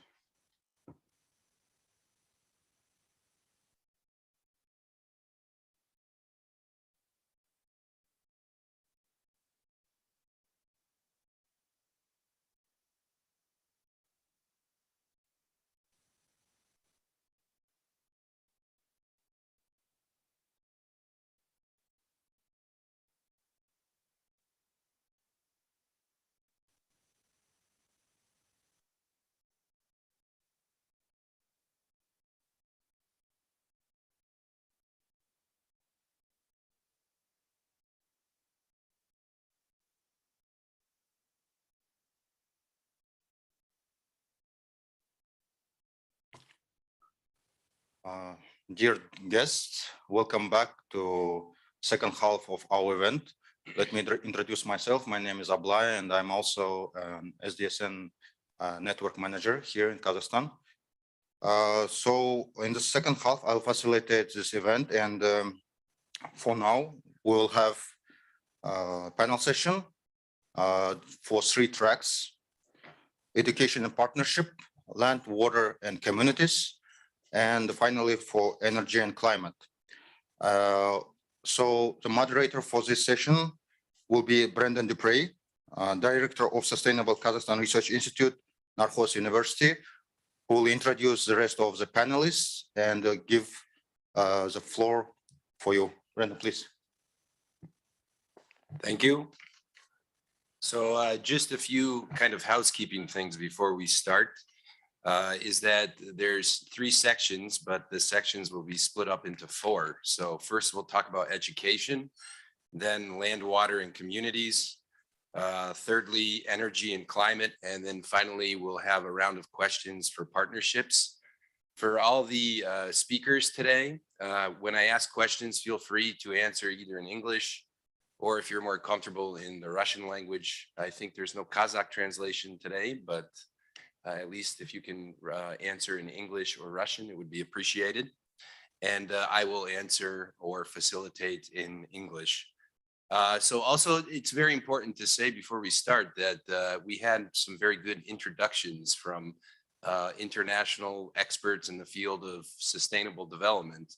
But also, it's very important here, after hearing from the speakers, to talk about what we can do here in Kazakhstan, because what we learned from the speakers is that Kazakhstan, as the bridge between Asia and Europe, plays a very important role in sustainable development and bringing to the forefront of the region good examples of how we can help support the implementation of the sustainable development goals.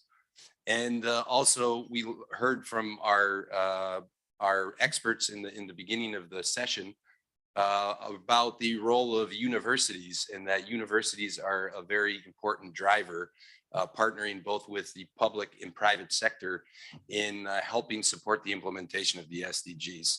So thanks for everybody who stuck around after the lunch break. And what I will do now is introduce you to the panelists. So apologies if I get the pronunciation wrong, but I'll do the best I can. So Ainur Karo-Bozova, she's the Deputy CEO of Kazgu University. That will be one of our panelists. We also have Alashir Akazenov. He's the deputy head of the International Secretariat of G Global. We have Asim Kayugenova. She's the chief specialist of the scientific department of Suleiman Demirel University. We have Asel Azkalavov, sorry about that, Akzalova.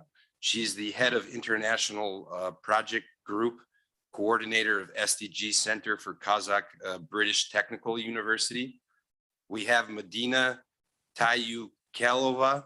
She's the specialist and also project coordinator for the Association of the Conservation of Biodiversity in Kazakhstan.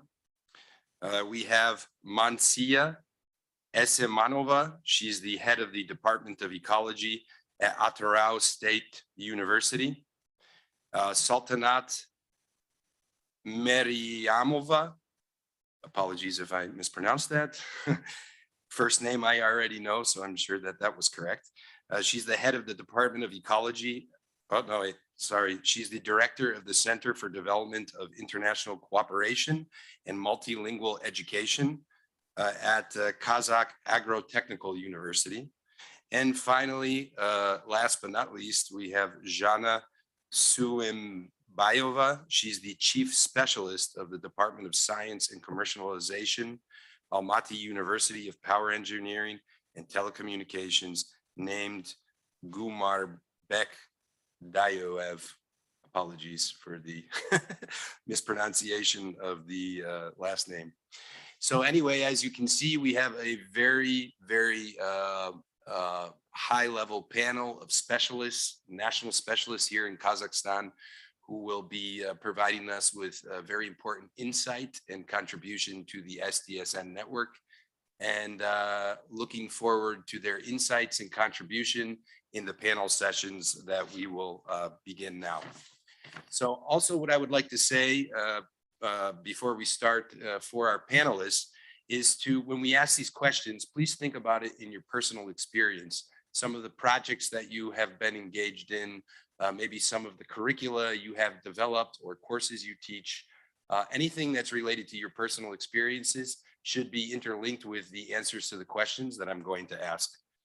So now I'll start with the education section. So the first question is, and feel free to answer and engage. We have about 16 minutes for this panel session. How to better evaluate and monitor the progress of SDGs integration into the tertiary educational system of Kazakhstan.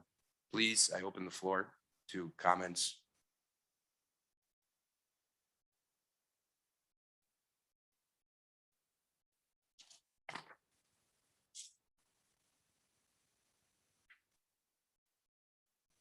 Ainur, maybe? Yeah, well, good afternoon, first of all. And before going into details of the agenda, I would first of all like to express Kazgiu's gratitude for SDSN for us to be confirmed as part of the SDSN, and I would also like to thank NU and Mr. Katsu in particular for leadership in mobilizing Kazakhstan higher education institutions and scientific organizations to comply with UN Sustainable Development Goals, and for us to mobilize and to combine our efforts within Sustainable Development Solutions Network. As per the agenda issue, I would like to bring the Kazgiu experience in launching CSI system, which is creativity, service, and intelligence. And Kazgiu's answer to your question is really about engaging students to provide the universities comply with, actively engage with and develop sustainable development goals. And the system we launched in Kazgiu, and it's quite a while, creativity, service, and intelligence, is aimed at natural developing and encouraging social responsibility of students. And it's very much successful in a way so that the Ministry for Education and Science of Kazakhstan recently applied to KazGU for us to share our experience among Kazakhstan higher education institutions so that we are looking at a CSI system to be introduced as part of curriculum in Kazakhstan higher education institutions. The CSI Creativity Service Intelligence works in a way of natural responsibility of students, and it is in line with, it's on a par with the academic curriculum, and it's part of the curriculum. And around 30 organizations of students in KazGU are actively engaged with CSI system, and they try to be creative, they try to be in service to community, in service to society, and they try to be intelligent in different debate clubs, bringing very huge problems of Kazakhstan social, economic, political development of current days. So my first contribution and answer to your question that we do have a pilot experience which proved to be successful, and we are very much keen to share our experience with those other Kazakhstan institutions to learn our experience in terms of raising awareness and engaging students to social responsibility. And it includes almost the majority of 17 sustainable development goals. It helps to improve quality of education. It helps echo responsibility awareness of the students. It helps actively engage students to volunteering job. So the very end result is raising awareness of social responsibility and how it is important to serve to the community and society they live and they work for, they study for. Thank you very much. So what we heard from her is that we should really be thinking about how students can be engaged in the process and using their performance as a form of evaluation. Do any of our other panelists have comments related to that? How can we better evaluate the implementation of the SDGs in tertiary educational system?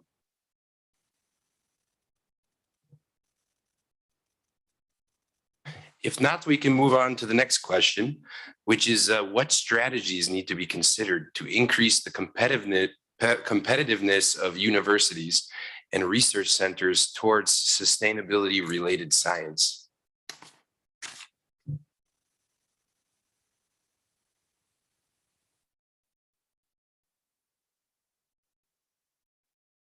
Perhaps Alashir could contribute to that one, if he's online.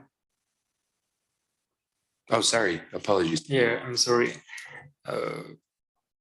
My name is Alishar Kazenov. I represent here the International G Global Secretariat and the Coalition for Green Economy and the G Global Development. First of all, I would like to thank the leadership of the Nazarbayev University for organizing this great event, for the launching this great initiative as the SDSN network here in Kazakhstan.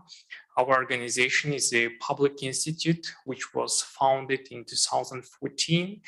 And we promote the green initiatives here in Kazakhstan, jointly working with some universities located in different regions of Kazakhstan. So our position about the SDGs and use at universities. For example, in 2019, we found the public institute, which is called the SDG Leaders in Kazakhstan between youth. And the main idea, the main essence of our maybe competition is to promote the realization of SDGs here in Kazakhstan by all 17 directions.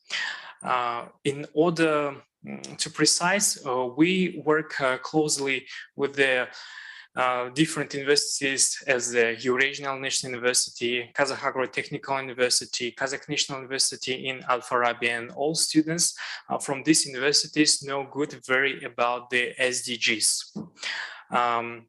Furthermore, a year ago, joined with the UN FAO organization here in Kazakhstan, we conducted the analysis on SDG nationalization. And as a result of our research, as a result of our analysis, we highlighted that which exactly the SDGs are very important and are stand in front of our country. Thank you. I would also like to add that to encourage sustainable research, the key of the question, I think first of all, we should diagnose, we should analyze the SDG awareness among both teaching professorial staff, but most importantly among students. And for that, we've just talked to Mr. Katsu that EU is seriously thinking of introducing SDG credit in the curriculum, and we would like to become part of it. And that would help us, all Kazakhstan higher education institutions, to find out how to make SDG part of research. KazGU in particular, in its strategy development for 21-23, does envisage shifting from applied teaching university to research, applied research university. And for us, this goal is important too. So I think first of all, we should be 100% confident there is a SDG awareness both within teaching professorial staff and the students, most importantly, and then step by step to introduce SDG goals. And probably they are there, but to have them massively countrywide introduced into the research agenda, we should train our teaching professorial staff. We should invest in raising SDG awareness among students via the credit. EU is going to become a leader and we would like to join. So then I think we should targetedly talk whether research at each of the university is in line with SDG.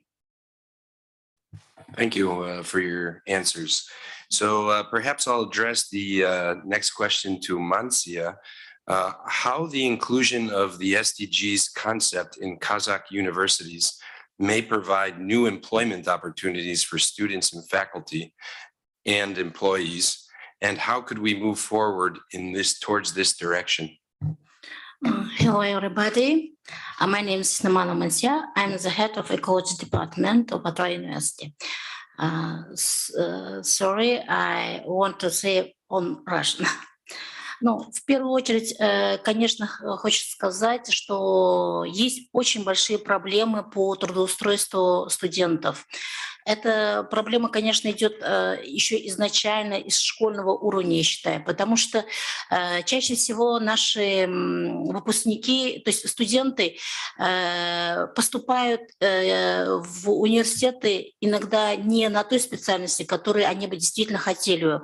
Это, возможно, все связано еще и с тем, что у нас очень слабо развита профориентационная работа на уровне школьного именно образования, чтобы уже на, например, среднем уровне, 7-8 классах уже проводились профориентационные работы, и каждый учащийся, у него была уже, то есть он знал, куда он хочет поступать и кем он хочет стать. Может быть, вследствие этого и сейчас те выпускники, которые заканчивают университеты, у них нет той, можно сказать, той любви к того, чтобы действительно он хотел бы стать тем или иным специалистом. Но, несмотря на это, конечно, надо сказать, что сейчас в образовании идут большие работы, очень много выделяется грантов, даже уже в этом году специализированные гранты для регионов выделяются, такие как Серпин. Есть сейчас в этом году, например, на западный, восточный регион, для регионов специальные специальные гранты выделяются. То есть это все дает возможность именно получать как бы и бесплатно обучаться для студентов. Но необходимо ответить, что есть проблема в университетах именно для педагогических кадров, так как у нас преподаватели вузов именно вот государственного уровня, региональных вузов, у них заработная плата, она намного меньше, чем даже у учителей школ или же на предприятиях. И вследствие этого преподавателями в университетах остаются кадры то есть не самые талантливые кадры, а менее, можно сказать, даже слабее уровня. И все-таки я считаю, что для того, чтобы эта проблема была решена, необходимо материально мотивировать преподавателей для того, чтобы у них был интерес повышать свою квалификацию, чтобы это все было поддержано не только со стороны администрации самих университетов, а именно чтобы эта была поддержка шла со стороны министерства, так как мы сейчас знаем, что все государственные вузы, они сейчас находятся на уровне НАО, так называемого, да, как мы говорим, да, то есть это такие организации, которые как бы подчиняются министерству, но материально они должны сами обеспечить, то есть самообеспечение идет. Вследствие этого и заработную плату преподавателям уже выделяется сам университет. И вследствие этого то есть у них очень мало возможностей для повышения, то есть ежегодного повышения заработной платы именно преподавателей. Поэтому я считаю, что для решения всех этих проблем в первую очередь необходимо в школах начать ранее профориентационные работы. Второе, чтобы, как бы, можно сказать, министерство все-таки взяло под контроль финансирование преподавателей, возможность повышения их уровня. Хотя, конечно, сейчас в Казахстане вот эта программа «Булашак» дает большие возможности, стипендиальная программа, для того, чтобы преподаватели могли, как бы, у них была академическая мобильность с другими, то есть зарубежными вузами, там, выезжать на стажировки и так далее. Но только это одна программа как бы дает возможность. Еще есть программы участия в Эразмусе и так далее.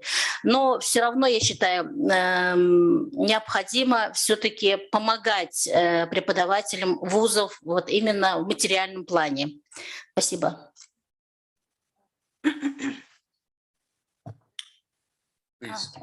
Please go ahead. Let me introduce myself. My name is Saltanat, and I would like, first of all, to express my sincere gratitude to the organizer of this wonderful event and Mr. Katsu, and to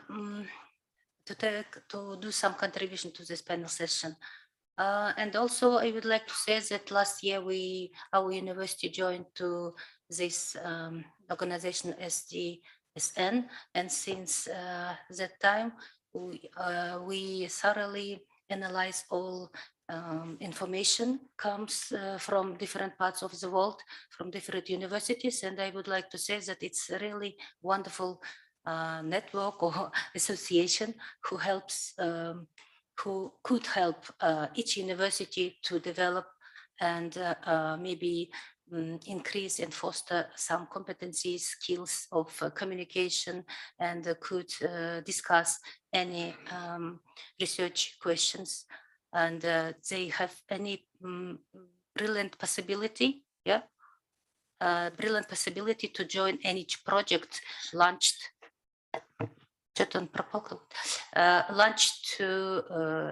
launched by any university in the world. And regarding this question about students, about practice of training specialists, I would like to continue in Russian just to do to say in unison with my colleague. Со стороны нашего университета у нас есть департамент, который занимается трудоустройством специально, вот, и они как бы рассматривают все эти проблемы именно с точки зрения того, что надо будет, то есть мы усиляем последние, скажем, несколько лет связь с работодателями, и полностью наш учебный процесс и даже образовательные программы развиваются или как бы создаются, чтобы ответить запросам этих работодателей, когда они требуют те или иные специальности в специфической отрасли знаний. Тем более, что знаете, что профиль нашего университета – это технический и аграрный. Соответственно, мы работаем с фермерными и всеми организациями, которые касаются вот этих двух, скажем так, отраслей знаний.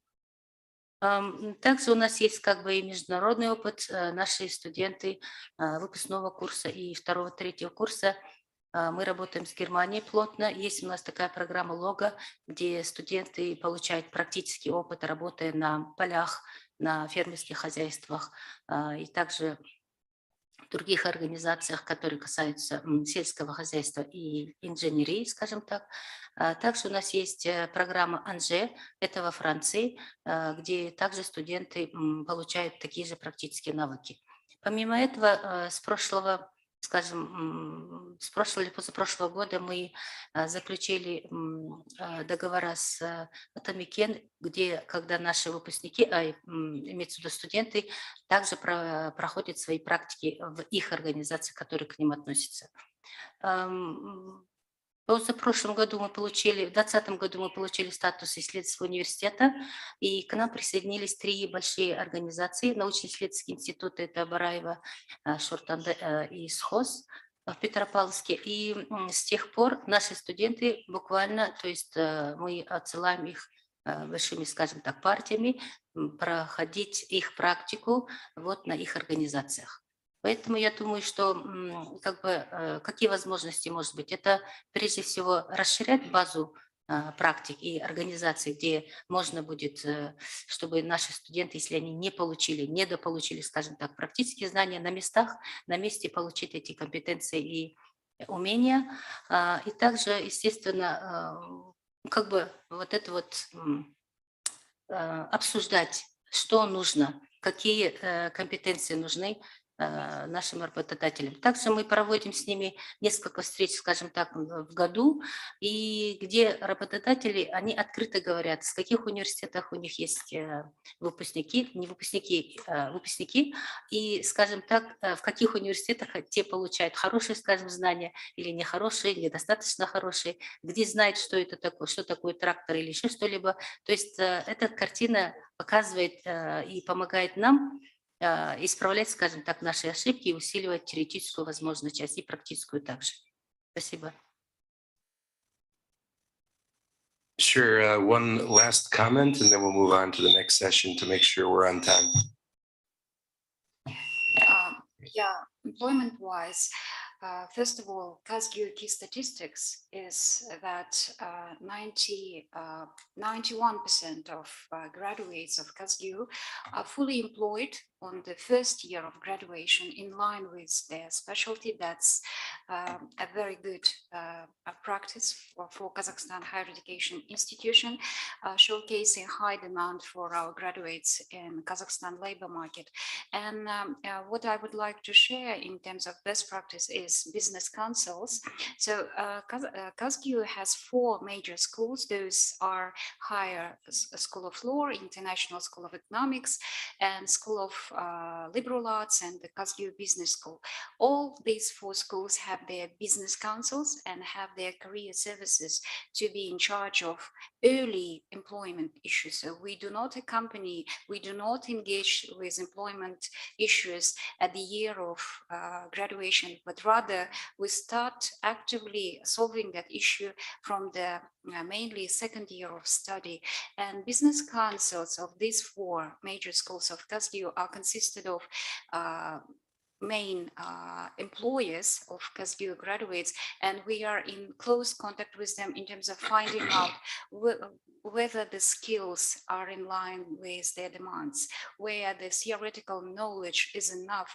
And so we are in constant connection with Business Council members, potential employers of KazGeo graduates, to find out where to improve knowledge-wise, where to add skills-wise. So that is the best practice we would like to share for the faculties to have career services and business councils of employees to accompany potential graduates from the early years of study to solve employment issues at the exit of the university. Thank you. And before moving on to the next session, I would just like to comment on our experience at Narhos University. So I think to answer all three questions, it's very important to start with policy. So if the university has an overall strategy which seeks to work to support the implementation of the SDGs, Sustainable Development Goals framework, on a comprehensive university-wide level, everything else trickles down. So then that will provide educational opportunities because SDGs are integrated into the curricula. So that will provide educational opportunities for students, which can enhance employment. And also, it can also set up a situation where you develop an action plan. So once you have a comprehensive university strategy for sustainable development, you need to have an action plan. If you have an action plan, you set up concrete goals and targets, as well as indicators to show that you're reaching these goals and targets. So Narhos University has a sustainable Narhos 2030 strategy, which aligns with the 2030 agenda for sustainable development. And so I would encourage also all universities to, and also faculty and administration to encourage senior management, rector, provost, to be engaged in these issues and to try to comprehensively integrate it into the educational system through the approval in your academic council. Every university has an academic council. You can develop a strategy, propose it to them, adopt it officially, and then it becomes integrated. So, okay, let's move on to the next session, which is water and communities under land, water, and communities topic area. So this question will be for Alashir, and it is, what initiatives would be good to consider for the provision of improved drinking water and sanitation wastewater facilities in cities and in rural areas? Thank you for your question. I would like to give a case based on our organization. I would like to continue my speech in Russian. Я бы хотел рассказать о том, что наша организация проводит ряд мероприятий по реализации зеленых инициатив. В 2017 году мы сформировали первое зеленое село, которое называется Арнасай, вблизи города Нур-Султан, в которой мы установили более 20 зеленых технологий, которые основаны именно на возобновляемых источниках электроэнергии и так далее.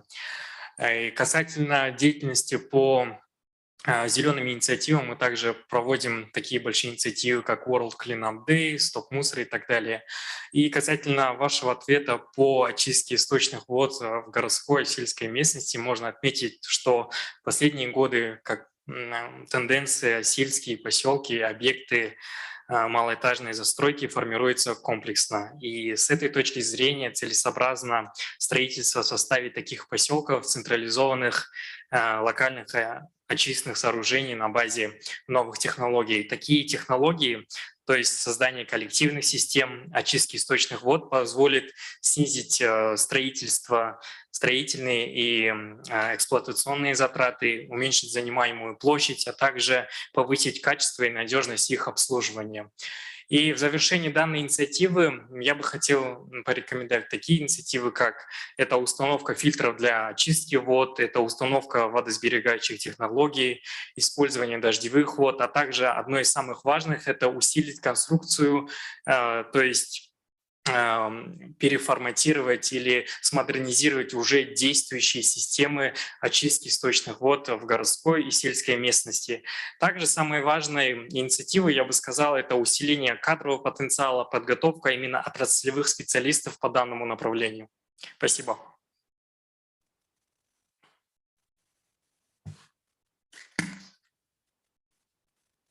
There's some feedback if I don't shut the... Okay, so the next question will be for Medina. And this question is, what could be the policy measures to improve environmental management and conservation policies in Kazakhstan? Thank you. Thank you very much for inviting me, and it's an honor to be here. Let me answer for this question in Russian. Мы не являемся государственным органом, но мы на протяжении более 15 лет реализовали более 100 предохранных мероприятий именно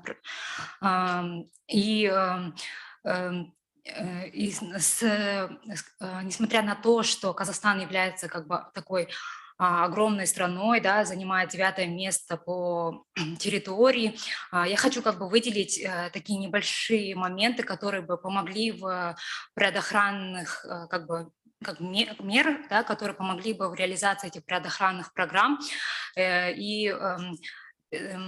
По сей день в Казахстане как бы нет единой стратегии национальной, связанной с биоразнообразием, которая бы смогла бы учесть все как бы проблемы, связанные с предохранной деятельностью, потому что очень много проектов на самом деле реализуется и очень довольно-таки эффективных, но они очень разрознены, и такая бы как бы стратегия, она бы помогла бы улучшить данную сферу и видеть конкретные результаты, в том числе в рамках конвенций международных и целей устойчивого развития, да, достичь конкретных результатов.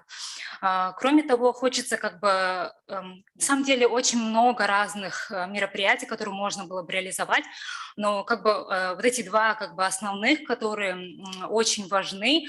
Первое, как я сказала, это стратегия, вторая – это уже как бы такое координационное взаимодействие между как бы национальных партнеров с финансовыми институтами, да, то есть на самом деле как бы где-то несколько лет назад была такая оценка, где проводились как бы финансирование именно предохранной деятельности, и она показала, что очень малое финансирование идет именно на предохранные мероприятия и относительно других, да,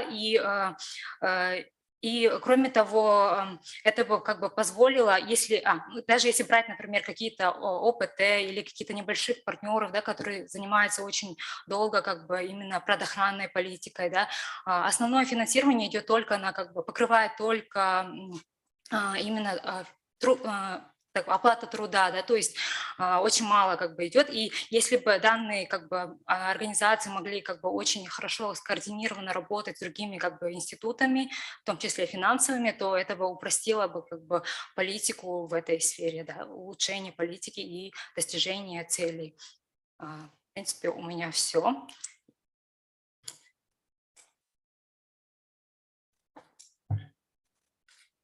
Thank you very much. I think that actually is quite a big problem, not only in Kazakhstan, but worldwide.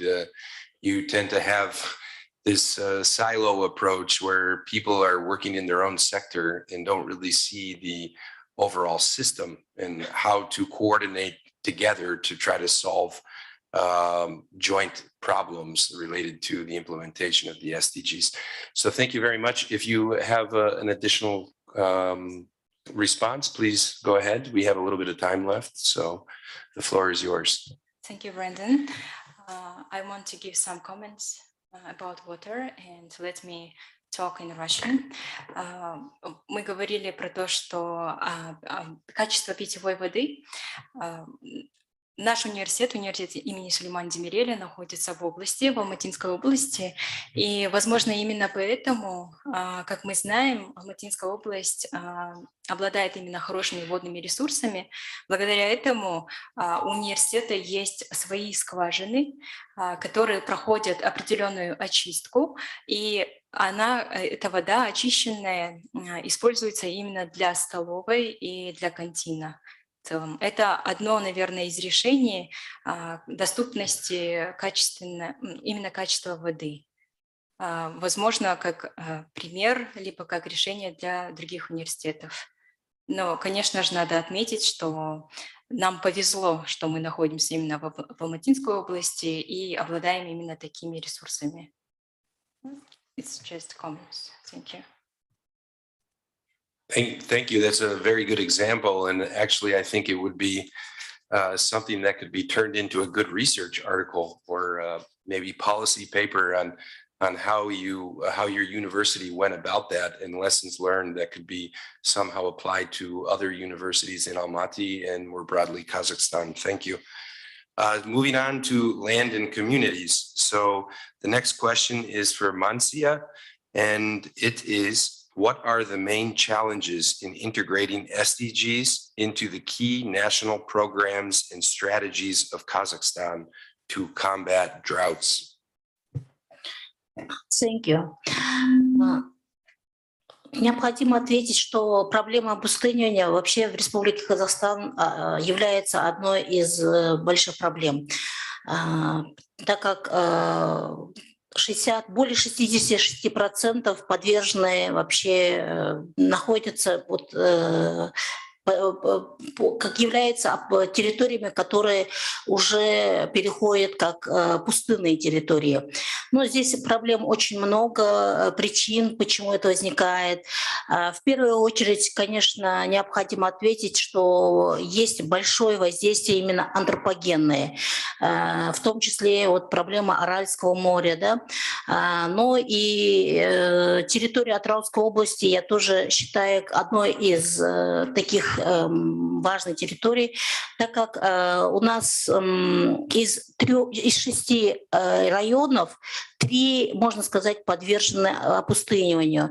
Эти проблемы связаны как и с выпасом скота, то есть это аграрное воздействие идет, так и антропогенное воздействие связано с нефтяным загрязнением, так как у нас 2 области являются, 2 района в области являются непосредственно теми территориями, где идет добыча нефти.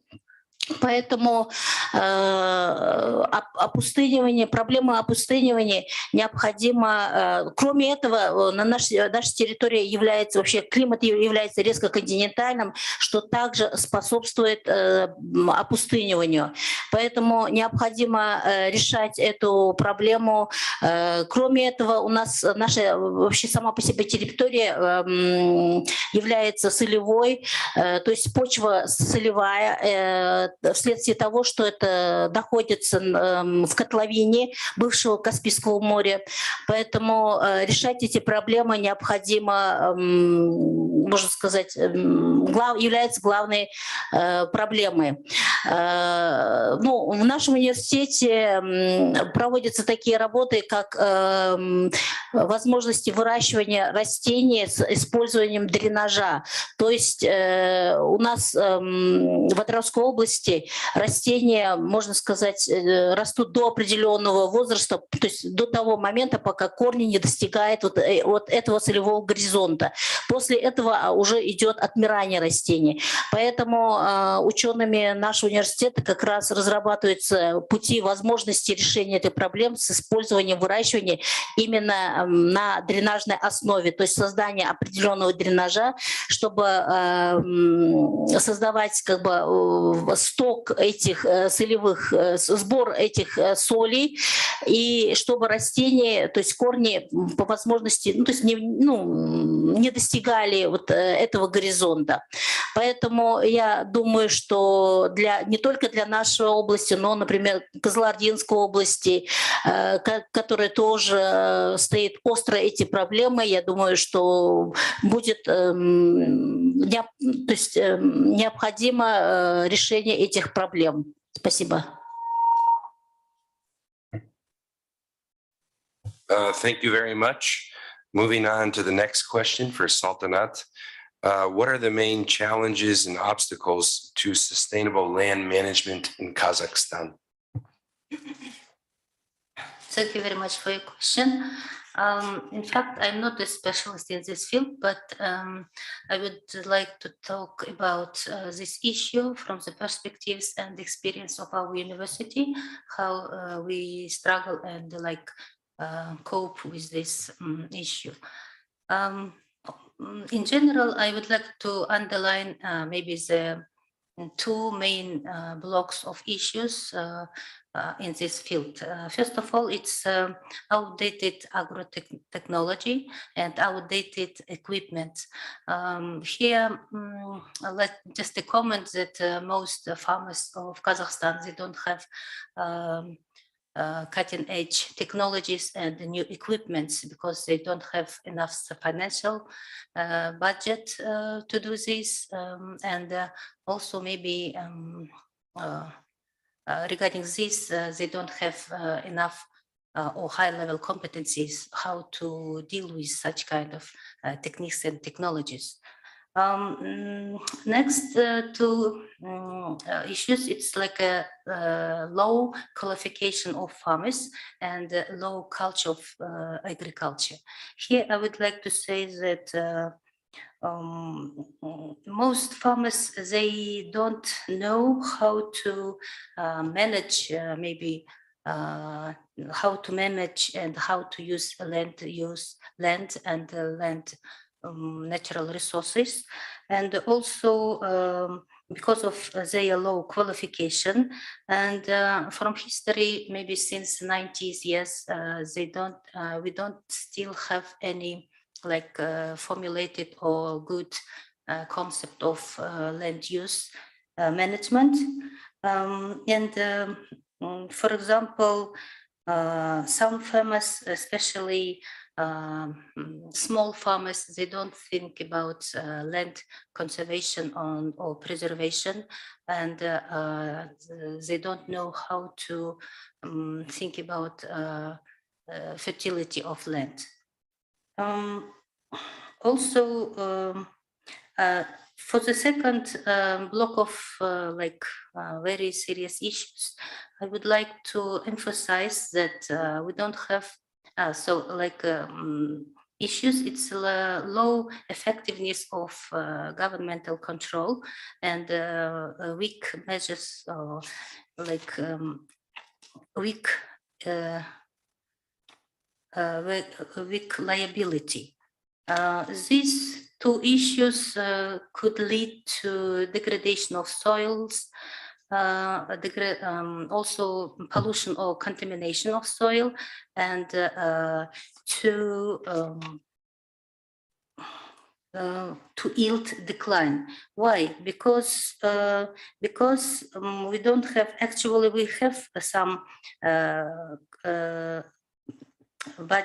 governmental control on legislative level, but unfortunately it doesn't have any effect because of the fact that they could not physically to cover all issues regarding or dealing with land use and land use resources.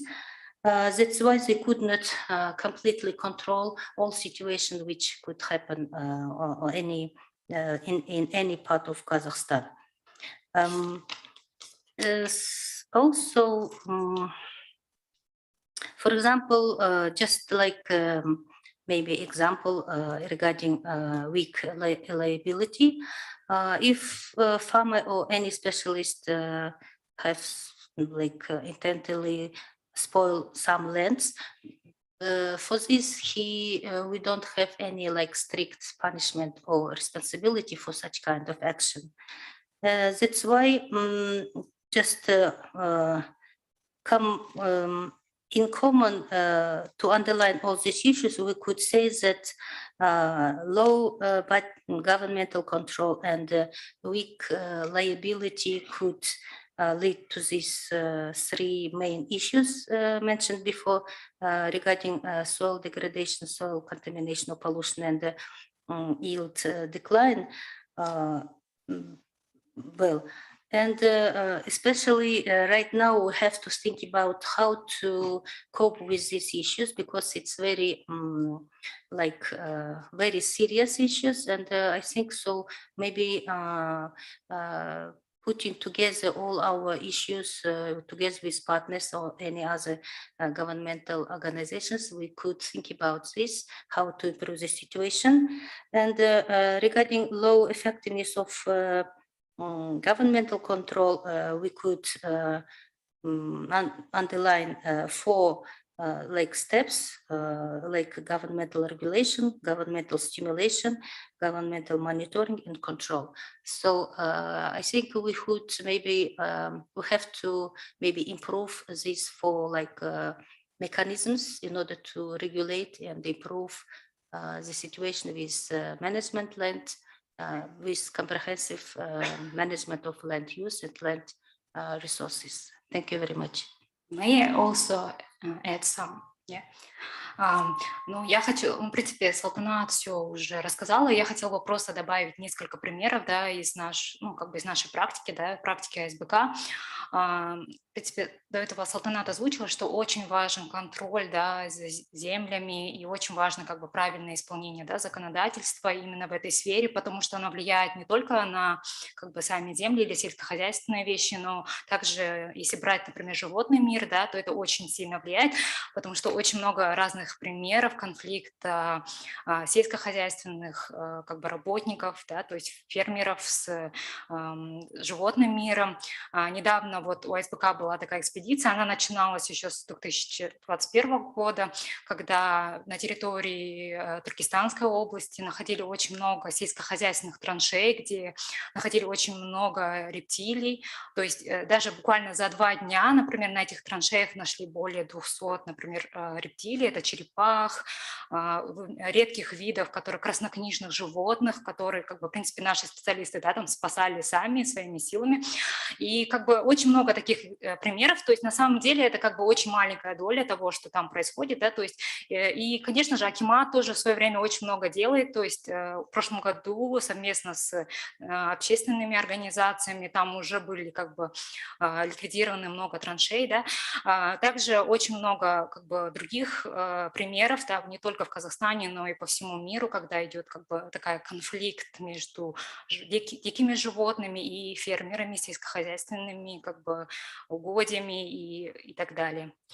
Спасибо большое.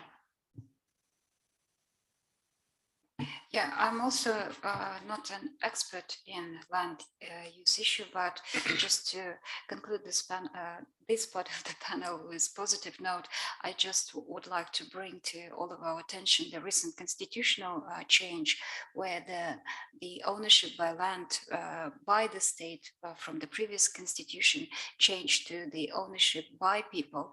And all those issues you both raised now, I think if to be positive, I think by ownership of the people now should be used in the interest of people, the people of Kazakhstan, and in terms of what quality of land we would leave for our future generations to many years ahead. So I think it's now up to us, people of Kazakhstan, to mobilize and to put forward strong measures to solve those issues you raised and to improve land use issue, because now we own our land by the main law constitution. Okay, thank you very much, Saltanat, the very interesting contribution, and I think you made some very important points, especially in relation to having the adequate regulatory framework in place. And that it's not only the regulatory framework that you need, but you also have to have enforcement. And that includes inspections of these sites and to make sure that companies are properly implementing the laws that are set forth for them to implement. And then the final point you made, I think, also transitions us to the last question, and that is the need for innovation. And I think one important issue to bring up is that most of these agricultural areas where desertification is happening is also in rural communities. And as we see worldwide, but also in Kazakhstan, people are having mass migration to the major urban cities like Nur-Sultan, Almaty. And so a lot of this expertise needed to maintain these rural communities are not available on site because they move to the larger cities. So this brings us to our last question in this section, which is, how can we reduce significant inequality level, for example, in terms of access to education, health and jobs between urban and rural population? And I will ask Assem to please answer this question. Thank you. Thank you, Brandon. Как я говорила, наш университет находится в области, и как раз-таки мы можем ответить на этот вопрос. Тем самым, находясь именно в области, мы оказываем определенное влияние местному населению. В первую очередь это экономическое влияние, так как создаются рабочие места, в основном у нас обслуживающий персонал, определенные ППС из близлежащих регионов. Также наши студенты оказывают, наши сотрудники оказывают экономическое влияние тем, что покупаются определенные продукты в локальных именно магазинах. Кроме того, пользуются такси. Элементарно все, что вот нужно для жизни, оно применяются именно те ресурсы, которые находятся рядом. Кроме того, мы до пандемии была такая практика, скорее всего, она с Нового года продолжится, когда местные структуры использовали, именно нашу инфраструктуру. То есть мы безвозмездно, на бесплатной основе предоставляли наш Red Hall, к примеру, для каких-то больших собраний. Также есть образовательный импакт, то есть влияние. У нас сейчас есть новая библиотека, абсолютно новая, которая с нового учебного года снова будут наши двери открыты в определенные дни для местного населения. То есть местное население в эти дни могут пользоваться именно нашей библиотекой, нашими ресурсами. Кроме того, наши студенты проводят различные обучающие курсы для местного населения, тем самым оказывая, опять же, влияние именно на уровне образования. Помимо этого, у нас очень хорошо работает, именно работа идет с выпускниками, наш Эламни выделяют определенные гранты для малоимущих семей. Вот, в целом у нас есть такая практика, находясь именно локально в области, мы оказываем влияние на сельское население, либо на маленькие города. Вот. Если есть в планах открывать новые университеты, то это вот наша практика, чем мы можем поделиться, каким образом можно влиять. Thank you. Thank you very much for the interesting and also very important contribution. So now we will move on to the energy and climate section. So the next question is how Kazakhstan can abide by the Paris Agreement and move towards lower carbon emissions. And I'm going to ask Jana to take this question and to provide her contribution. Thank you very much. Thank you, Brandon, for your question. Я представляю Матлинский университет энергетики и связи имени Гумарбека Далкеева. Да, действительно, Казахстан в 2020 году на конференции по климату в ООН заявил о своем намерении присоединиться к Парижскому соглашению, ратифицировал его и как бы намерен достичь углеродной нейтральности к 60 году. То есть мы понимаем, что в данный момент это очень важна кооперация, тесное сотрудничество именно государства и индустриального сектора. То есть не только в области инвестиций или каких-то законодательных актов, необходимо задействовать все имеющиеся резервы, то есть это и научно-исследовательские, и конструкторские, и образовательные. То есть в этом диалоге вузы, они могут выступать как модератором, и они могут предлагать свои инновационные решения для решения таких задач. То есть вузы, научно-исследовательские институты, центры, они обладают необходимыми знаниями, компетенциями, навыками.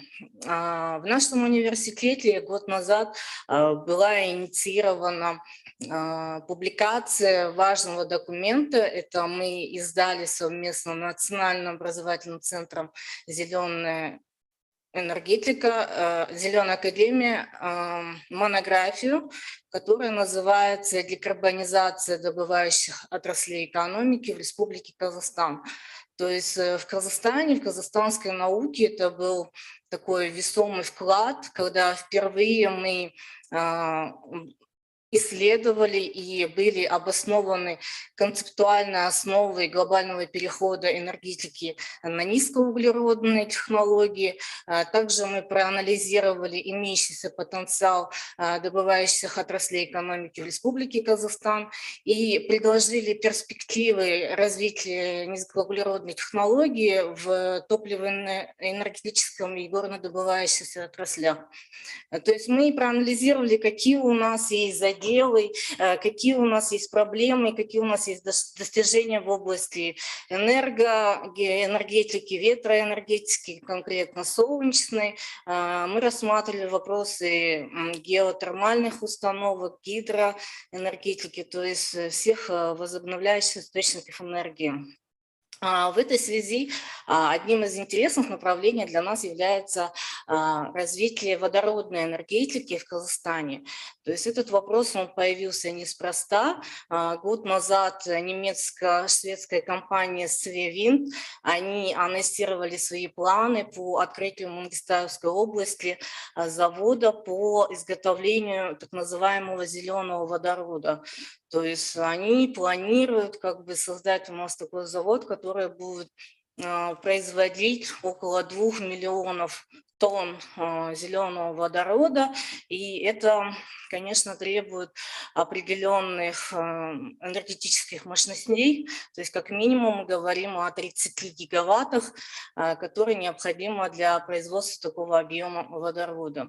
И энергетика в этом плане, конечно, она должна основываться именно на возобновляемых источниках энергии. И это достаточно амбициозный план, то есть если 30 гигаватт, это порядка в 1,5 раза превышает имеющуюся генерацию, которая у нас в Казахстане есть. Но тем не менее какие-то шаги мы уже делаем в этом направлении. В частности, в нашем университете мы реализуем проект, который мы подали в Международный союз железных дорог по исследованию водородной энергетики в Казахстане. То есть мы хотим проанализировать, какие у нас есть имеющиеся технологии, перспективы. Также стоит важный вопрос о хранении и транспортировке водорода в Европу и в Азию. Поскольку у нас действительно очень развит именно железнодорожный потенциал, этот вопрос для нас является очень актуальным. Кроме того, по возобновляемым источникам энергии мы считаем важным именно как бы воспитывать эту идею, да, то есть не на производстве, а начиная уже с образовательных учреждений, то есть в АОЭСе, в нашем университете мы первые в Центральной Азии, в Казахстане открыли образовательную программу по возобновляемым источникам энергии. Она, в принципе, достаточно успешна, и мы уже планируем открыть ресурсный центр, где мы будем делиться своим опытом по подготовке таких программ. Мы считаем, что такие программы, они должны быть внедрены как можно в больших количествах университетов в нашей стране.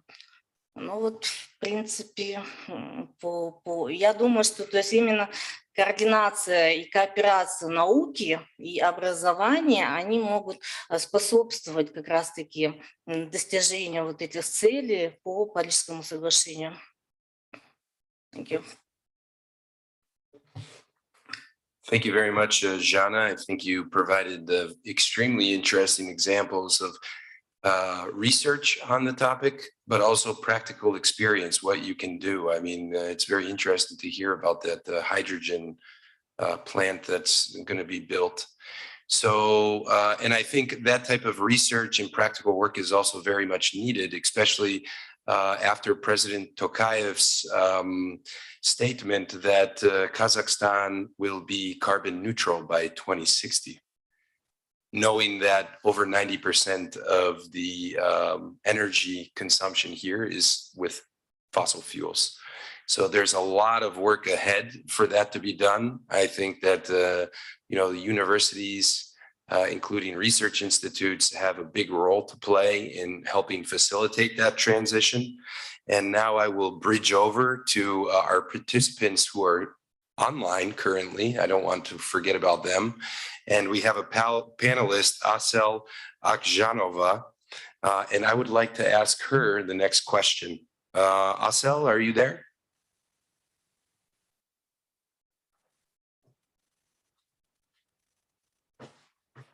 One second, please.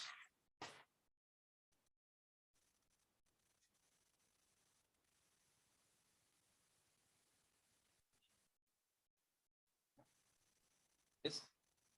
No, thank you. Okay, Asel, so my question for you is, what are your thoughts on climate initiatives to be taken in energy policy? For example, renewables, electrification, clean technologies in the country. And again, kind of adding to what Jana has already stated with her very interesting and innovative projects. So just add on a little bit to that based on your experience and work at your university. Thank you.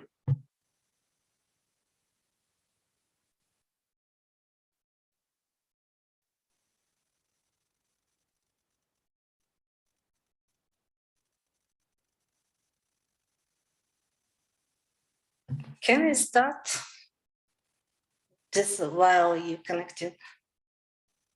Can I start answering the question? Okay.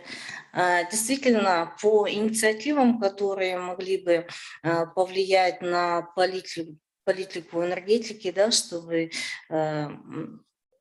достичь, да, вот этих проблем, ну, в нашем университете мы действительно проводим и научные исследования, и проекты у нас есть. В частности, поскольку мы являемся отраслевым вузом, как бы нашим визитной карточкой является именно энергетика, да, и мы считаем, что в энергетике, то есть одно из направлений декарбонизации, это у нас электрификация, декарбонизация добывающих мощностей и энергоэффективность. Вот как раз энергоэффективность могли бы мы начать внедрять в каких-то крупных промышленных комплексах, да. То есть мы как раз это то, чему мы обучаем наших студентов. То есть мы говорим о том, что на настоящий момент внедрение каких-то новых технологий, да, по декарбонизации, уменьшению выбросов, они достаточно дорогие. Но мы можем, допустим, внедрять энергоменеджмент, который как раз-таки направлен на изменение современных методов управления, изменение самого подхода по потреблению и выбросов углерода в атмосферу. Вот. И, ну, при этом наши студенты тоже, они не остаются в стороне, они своими маленькими проектами тоже стараются внести свой весомый вклад, то есть мы там и занимаемся и разделением мусора, и у нас были проекты по озеленению кампуса, по внедрению солнечных панелей для мест отдыха для наших студентов. То есть такие инициативы в нашем университете, они есть. Hello. Can you hear me? Thank you very much. So just one last call for Asel if she's available. If not, we'll move on to the next session. Hello, everybody. Can you hear me? Yes, we can hear you. Please go ahead. Okay. Yeah, thank you very much. Sorry for technical issues. Yes, thank you for invitation, and I would like to actually join to the opinion that we have heard now from AOS. KBTU also is part of energy sector because it is contributing for many years and doing both research and teaching of oil and gas industry and provide trainings for trainers. And nowadays KBTU also opening new specialties related to renewable energy, to ecology, and other specialization around those areas. We have quite advanced nanotechnology labs that produce two-size solar batteries, and it's quite effective. It showed effectiveness in compare with other type of solar batteries. And in general, yes, I agree that it should be some policies, but that should be provided and organized actually both by government, university, and industry. But before that, we have to do a broad research about awareness, what kind of resources are appropriate for Kazakhstan region, what kind of technologies are appropriate for at which regions as well, and what will be a result of inventing and maintaining those technologies. Do we actually have specialists that can be involved to all stages of inventing those technologies as well?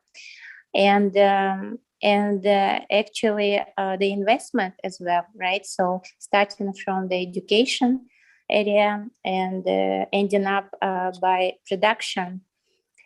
So the university believes that it has to be done in complex together with industry and government. And maybe you know that Kazenergy is organizing conference this year in September, and KBT also part of this big forum.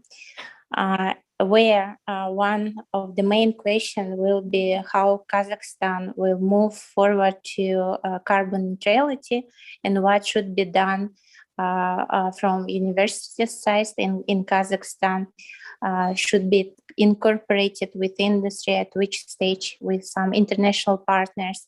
And we believe that this type of platform will be helpful to basically understand clearly the vision for next 30 years to actually achieve those carbon neutrality rate that Prime Minister announced last year in Glasgow.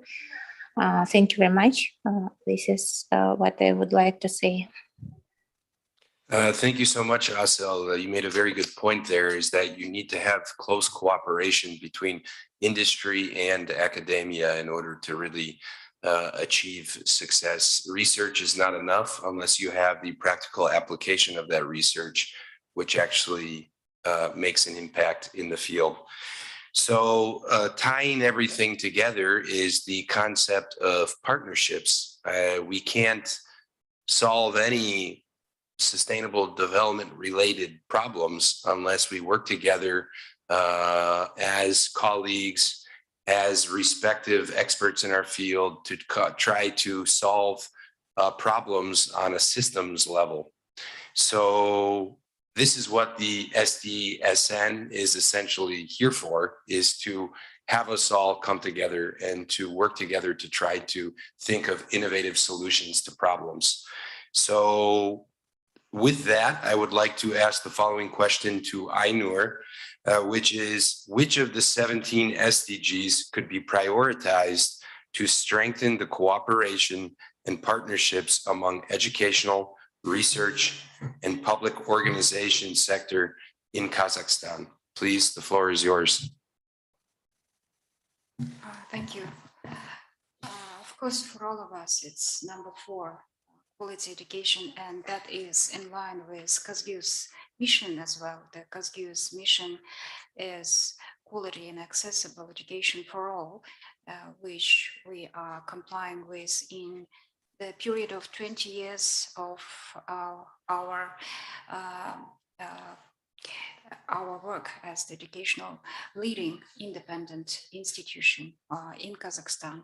And I think, unfortunately, what we learned from Jeffrey Sachs is quite saddening results of analysis of those 17 SDGs development in Kazakhstan, and it is disappointing and saddening to learn that even number 4 is quite low in results. And I think together within SDSN community network, what we have to do, all the education institutions, to mobilize and to combine all our existing resources to make education even more higher quality and even more accessible. And what actually we do within 4 schools of education, which I mentioned earlier, is really to permanently work on the quality. And we do not try to, we on the one hand, KazGU does comply with all the demands in labor market, but what we rather do is to strengthen what we already are strong. Those are international law, those are international economics, and new programs as psychology, pedagogics, and applied linguistics, and so journalism as well. So we are very much keen to actively partner with SDSN Kazakhstan members.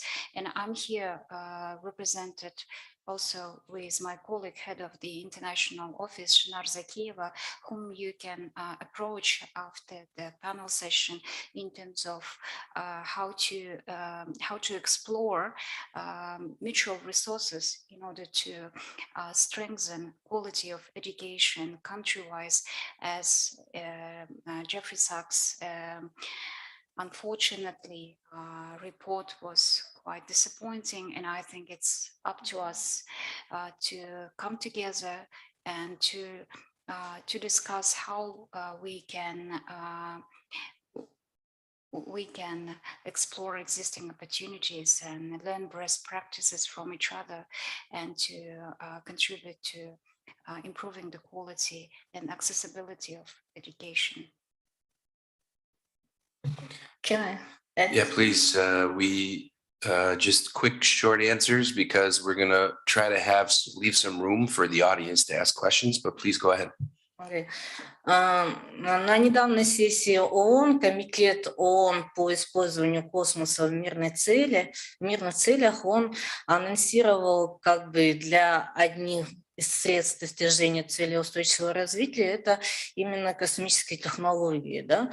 То есть у нас в Казахстане, помимо всем известного Байконура, у нас есть достаточно серьезные предприятия и исследовательские институты, которые занимаются проблемами космоса и, в частности, применения космических технологий для нашего общества. То есть в этой связи мы могли бы применять, и, в принципе, мы уже так или иным образом это делаем, это применяем космические технологии для достижения таких целей устойчивого развития, как, допустим, у нас мониторинг процесса опустынивания, обезлесивания, это соответствует цели номер 13 и 15. Также мы могли бы и занимаемся этими проблемами прогноза урожайности, да, с помощью космоснимков, это у нас идет цель номер 2. Кроме Кроме того, эксперименты, которые проводятся на Международной космической станции, они бы могли внести весомый вклад в науку, в частности, в развитие науки о здоровье человека, которая соответствует цели номер 3. Ну и, в принципе, космические технологии, они могли бы применяться для любой из этих целей, то есть из космоса мы можем как минимум получать информацию, которая недоступна на Земле. То есть это и космос-снимки, это и связь и так далее. То есть, например, вот еще интересные проекты у нас реализуются в Институте космических исследований, то есть они разрабатывают ракеты сверхлегкого класса, то есть мы уже стараемся отходить от тяжелых ракетоносителей, которые вызывают как бы негативное экологическое влияние, то есть разливом гептила на земле Казахстана. И кроме того, мы развиваем вот наноспутники, нанотехнологии, которые тоже вместо использования тяжелых и дорогих спутников могли бы оказывать существенное влияние для науки, для исследования каких-то геомагнитных фонов Земли и так далее. То есть, в принципе, космические технологии, они могут и они должны быть внедрены именно в стратегию развития целей устойчивого развития. То есть это не должны быть какие-то разовые проекты или гранты, то есть они должны быть включены обязательно именно в стратегию, в программу. Либо в нашу программу, которая у нас есть по развитию космической деятельности, туда внедрить вот эти необходимые вопросы по достижению цели устойчивого развития. Спасибо. And a little, just, yeah. We're running out of time, so please feel free to make one comment, but please be very brief. Thank you. I'll try my best. So, and one more instrumental SDG is number 5, gender equality.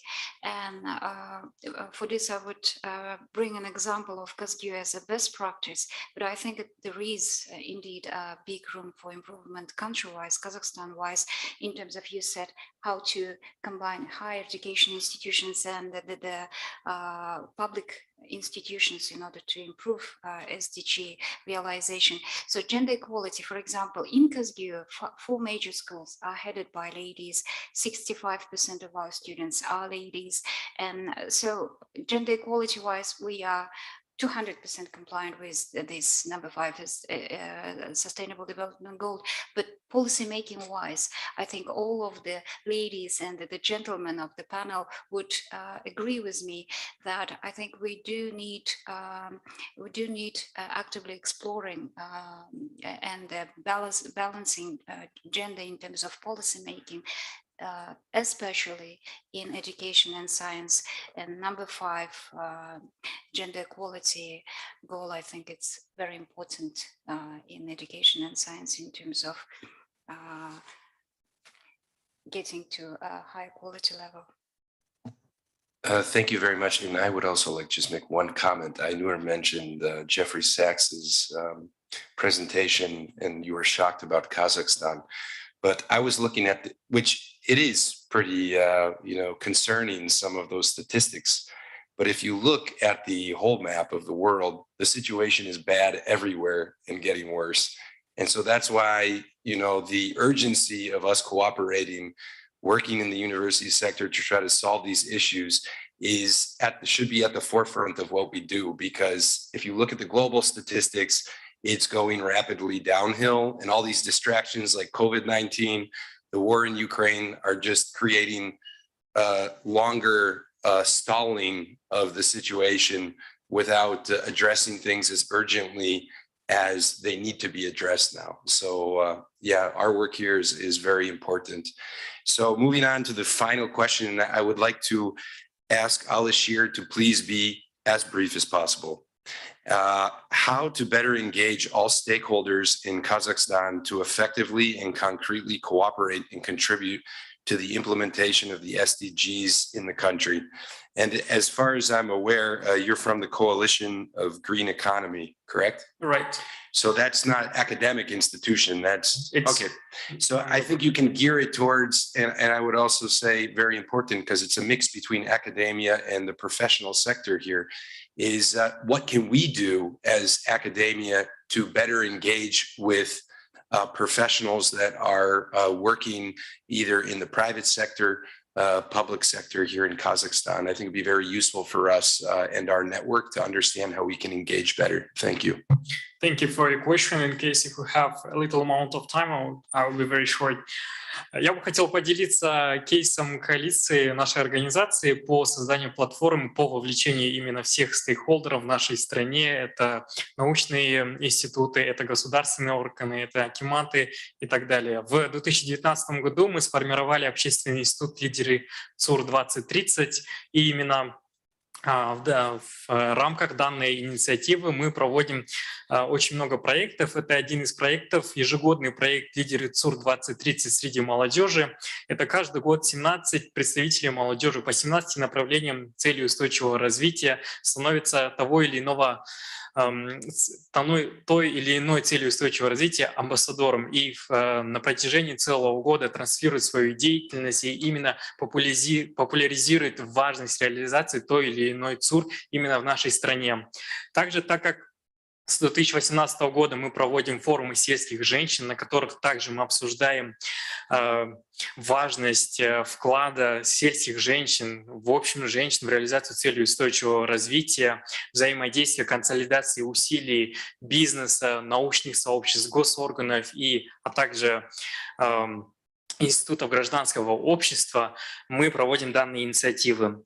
Также с 2022 года при содействии Центра поддержки гражданских инициатив мы реализуем проект, который называется «Вовлечение институтов гражданского общества в реализацию целей устойчивого развития ООН». И в рамках данного проекта в сотрудничестве вместе с научными институтами, с think-танками, как Институт экономических исследований, который Руслан Серик Султанов отмечал, мы разрабатываем рекомендации по реализации целей устойчивого развития номер 4, 5, 14, 15, 16 и 17. А также мы сейчас проводим интервью с неправительственными организациями, которые делятся с успешными кейсами по цели устойчивого развития, которые я отметил ранее. И данные кейсы, которые мы сформируем в результате нашего проекта, мы передадим для формирования уже формирующегося добровольного национального обзора, который в итоге будет представлен на саммите в ООН. В рамках данного проекта мы также сформировали цифровую площадку, которая называется SDG Talks. И именно, как господин модератор говорил, мы привлекаем экспертов, международных экспертов, которые имеют большой опыт по реализации той или иной цели устойчивого развития, поделиться своим опытом, как можно достичь именно больших результатов в реализации цели устойчивого развития.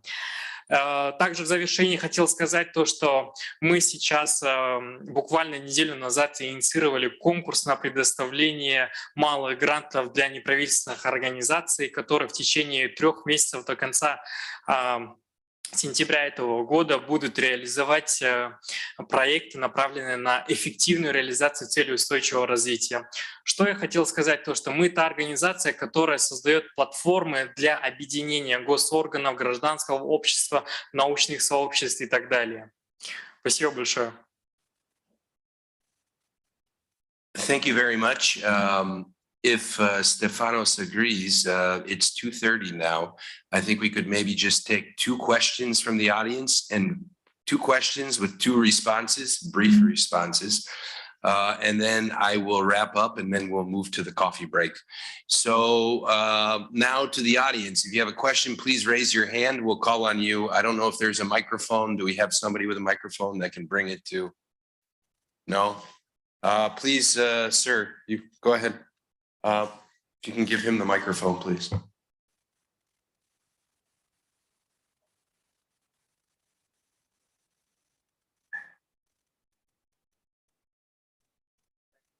Thank you so much for great actual presentations. That was really cool.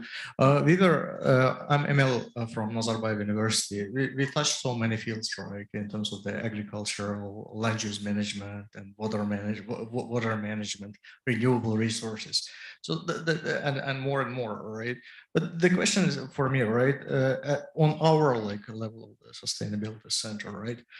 We heard a lot about the tools, right, how to achieve that. But I'm more interested in how we measure the success. All of these fields, they are interrelated. Naturally, they're interrelated, right? And what are the common, for our center, the key performance indicators? I'll use the industry term, how do we measure our success as a result not in the short term, but in a long-term perspectives of this project, I would say, right? And it would be interesting to see, did we have this conversation in terms of the allocating clear SDG goals? They are kind of general, but how do we measure what we do? And it's very important. Some of the activities which were mentioned, some of them are within our responsibilities, some of them beyond our responsibility, some of them achievable, some of them beyond achievable, right, by ourselves, right, as a center. That's why, how do you measure the success as a result of the long-term monitoring of the activities? Thank you so much, indeed. Great, thank you. I think the answer was given earlier by our moderator. He did mention about the strategy of the university and action plan to it. So for us is, I think, to not necessarily to put to the strategy of the university all of the 17 SDGs, but each of us does have our own priority and strong areas for KazGU, for example, is law and economics in general, our strong points.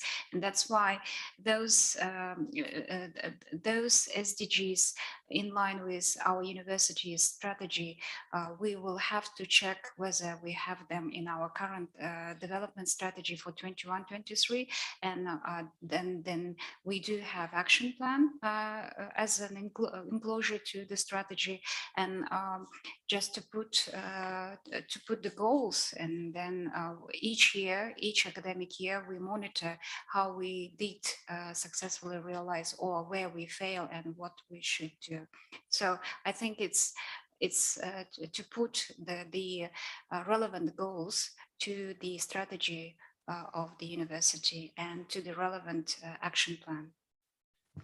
Just to add to that, also an important component is reporting. So for instance, in these rankings that was discussed earlier by some of the main speakers in the first panel, is that you have, for instance, the Times Higher Education SDG ranking. And they ask very specific questions related to all the SDGs. And it takes probably 2-3 weeks to fill out the evaluation form for this. And then your university gets ranked on an international scale. So Narhos was ranked, I think, 800 to 1,000 this year of the top universities for the implementation of the SDGs. It's not fantastic, but there's, I think there was 3,000 universities that applied this year for that ranking. And we were ranked #2 in Kazakhstan. So I think if you are actively involved in monitoring and evaluation, part of it can be rankings, part of it can be internal monitoring and evaluation through performance targets that you set for the university in either overall, like we were saying, or if you have some priorities, then you can focus on gender or whatever it might be, set very specific indicators. You can do that also, like use SDGs are a framework, guidelines, it's not an exact science. You use that to kind of to measure how you evaluate, how you perform on particular goals. But each SDG has a set of indicators, global indicators for success. So that can be used as a framework for what you're using to create indicators for yourself on a local level, if it's a university or a municipality or even, national government. So I think using mixed methods approach can be very useful, but also extremely important, like you're saying, because, you don't just want blah, blah. sustainable development, most people think of that abstract, but you need concrete indicators, targets, performance appraisal to see, okay, are you meeting these targets that you set for yourself? Without that, then there's almost really no point in implementing them, because if you can't monitor and measure success, you can't evaluate an effective way forward as an institution, as a municipality, as a private company, or whatever the stakeholder might be. Can I add one comment, please? Yeah, go ahead. Yeah. Я бы также хотел отметить то, что вот госпожа Айнур Багдатовна отметила, то, что нет необходимости именно мониторить именно реализацию всех целей устойчивого развития. Для той или иной организации имеются те приоритетные цели устойчивого развития, в котором направлении они работают. Например, в прошлом году совместно с Институтом экономических исследований мы проводили исследование на тему национализации целей устойчивого развития. То есть для Казахстан принял постановление, в котором указаны, вот, например, у нас имеется 17 целей устойчивого развития и 169 индикаторов. И какие из этих индикаторов являются релевантными для нашей страны и которые являются нерелевантными. Например, в нашей стране на сегодняшний день еще не принята отдельная система реализации целей устойчивого развития. У нас нет такого органа, который собирает данную информацию. Да, у нас имеется отдел в Бюро национальной статистики, который аккумулирует всю информацию, но такой open платформы у нас не имеется. Спасибо. Yeah, and just one more thing, and please comment on this. If I recall, I think it was last year, they had a conference, UN conference, and it was the launch of some Central Asian platform for the monitoring of SDG implementation. And I was at this, and I know it's online, so I don't know how it's actually submitted, from which governmental institution, if it's a research institute. But anyway, these statistics are put on this platform, so you can actually go on UN website. I think it was UNDP that supported this, that particular part of the UN agency, let's say. But yeah, I would suggest looking into that. That's also quite interesting to see performance on a regional level, and you can measure Kazakhstan's performance in relation to other countries in Central Asia. You aware of that platform? Yes, I'm aware about this platform, which is working now here in Kazakhstan, but there is no full information about the monitoring and all the statistics about each the SDGs in that platform, right? Because when we had our investigation during our analysis, we just were we clarified that not all information are available for all people. Just coming to this website. Thank you. Okay, very good question. Thank you. I think there is a very thoughtful response to that. Next question, please. One last question. Anybody? Pressing question? Please go ahead. Қайырлы күн, құрметті әріптестер. Добрый день всем. Меня зовут Бахыткуль, фамилия Хамбар. Я работаю директором секретариата по целям устойчивого развития в Институте экономических исследований. Как Руслан Серикович отметил, наш институт выполняет роль секретариата Координационного совета Республики Казахстан. У меня больше не вопрос, а хотела я прокомментировать вот обсуждаемый вопрос сейчас, да? Сказать, что в Казахстане вообще не создана система мониторинга, наверное, на сегодняшний день это не совсем корректно, наверное, потому что, вот как Алишер отметил, в прошлом году внесли изменения в постановление о системе государственного планирования в Республике Казахстан. Согласно данным изменениям, теперь все государственные программы, национальные проекты, стратегии, они разрабатываются с учетом национальных индикаторов целей устойчивого развития. Поэтому, если у нас существует система мониторинга стратегических и программных документов в Казахстане, таким образом, те индикаторы, которые будут учтены в этих документах, они, конечно, проходят мониторинг. Но есть вторая сторона вопроса, да?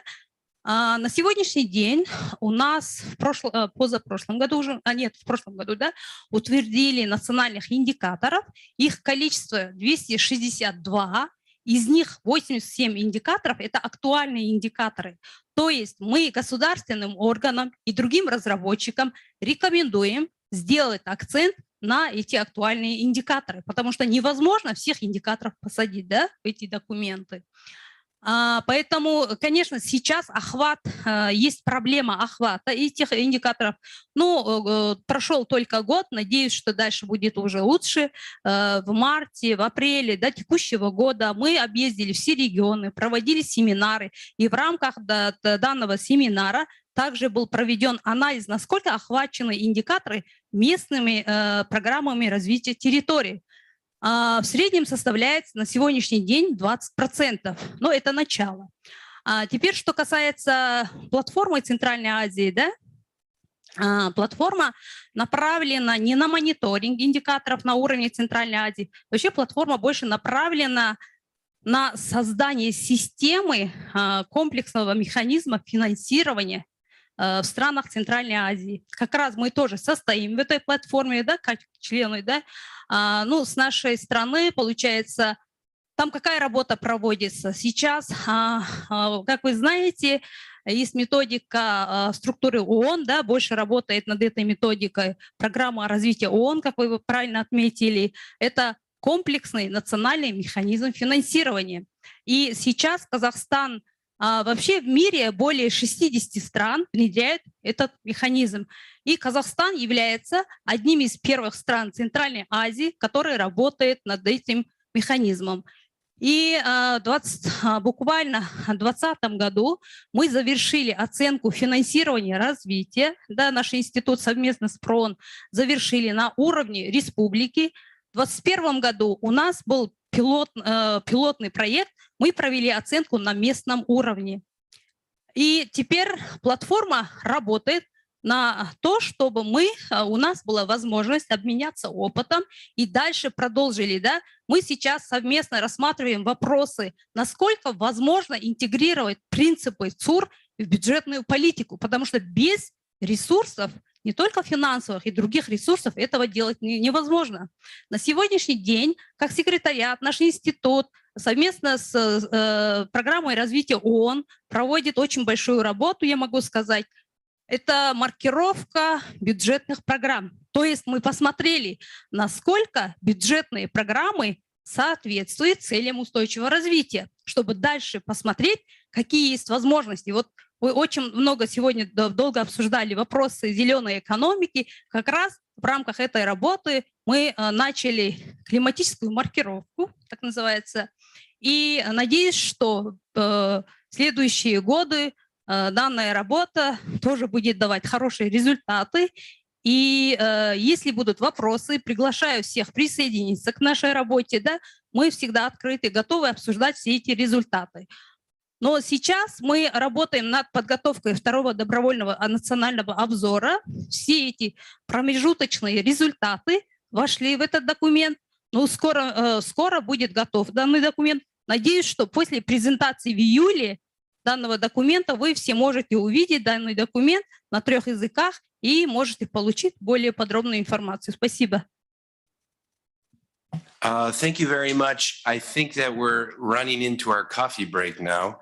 And given the fact that we have a perfect way to parlay into the coffee break, which was talking about indicators, how do we measure success, right? So I think this is kind of a good way to close this session. I'd just quickly like to summarize what the speakers said today. And we heard a lot of talk about innovation. We heard a lot of talk about curricula development, student engagement. All of those things need to be developed within the framework of building a culture within the universities of implementation of the Sustainable Development Goals. And that can be done through regulatory framework, can be done through policies and strategies implemented by the university. So I think that everything we spoke about today can be wrapped inside of this idea of building a culture of sustainable development. But more importantly, is that universities can't function alone.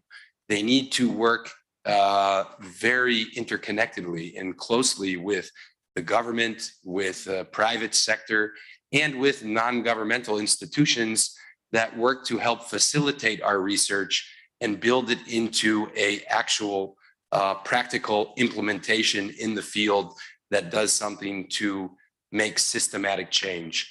And this is done through partnerships like the Sustainable Development Solutions Network that we're all in. So I think this is a good summary of what we discussed during the panel. I'm sure I didn't see anybody sleeping during this session, so I think it was quite lively and interesting. And hopefully the coffee break will re-energize everybody to come back for the final session. Thank you for your patience, for your questions, and for your interest. And thank all the panelists for their expertise and contribution to this session. Thank you very much. Thank you, Brandon. Right now we'll have a coffee break for 15 to 20 minutes. We'll welcome back at 3:10 to provide you some presentation and the closure remarks. Thanks.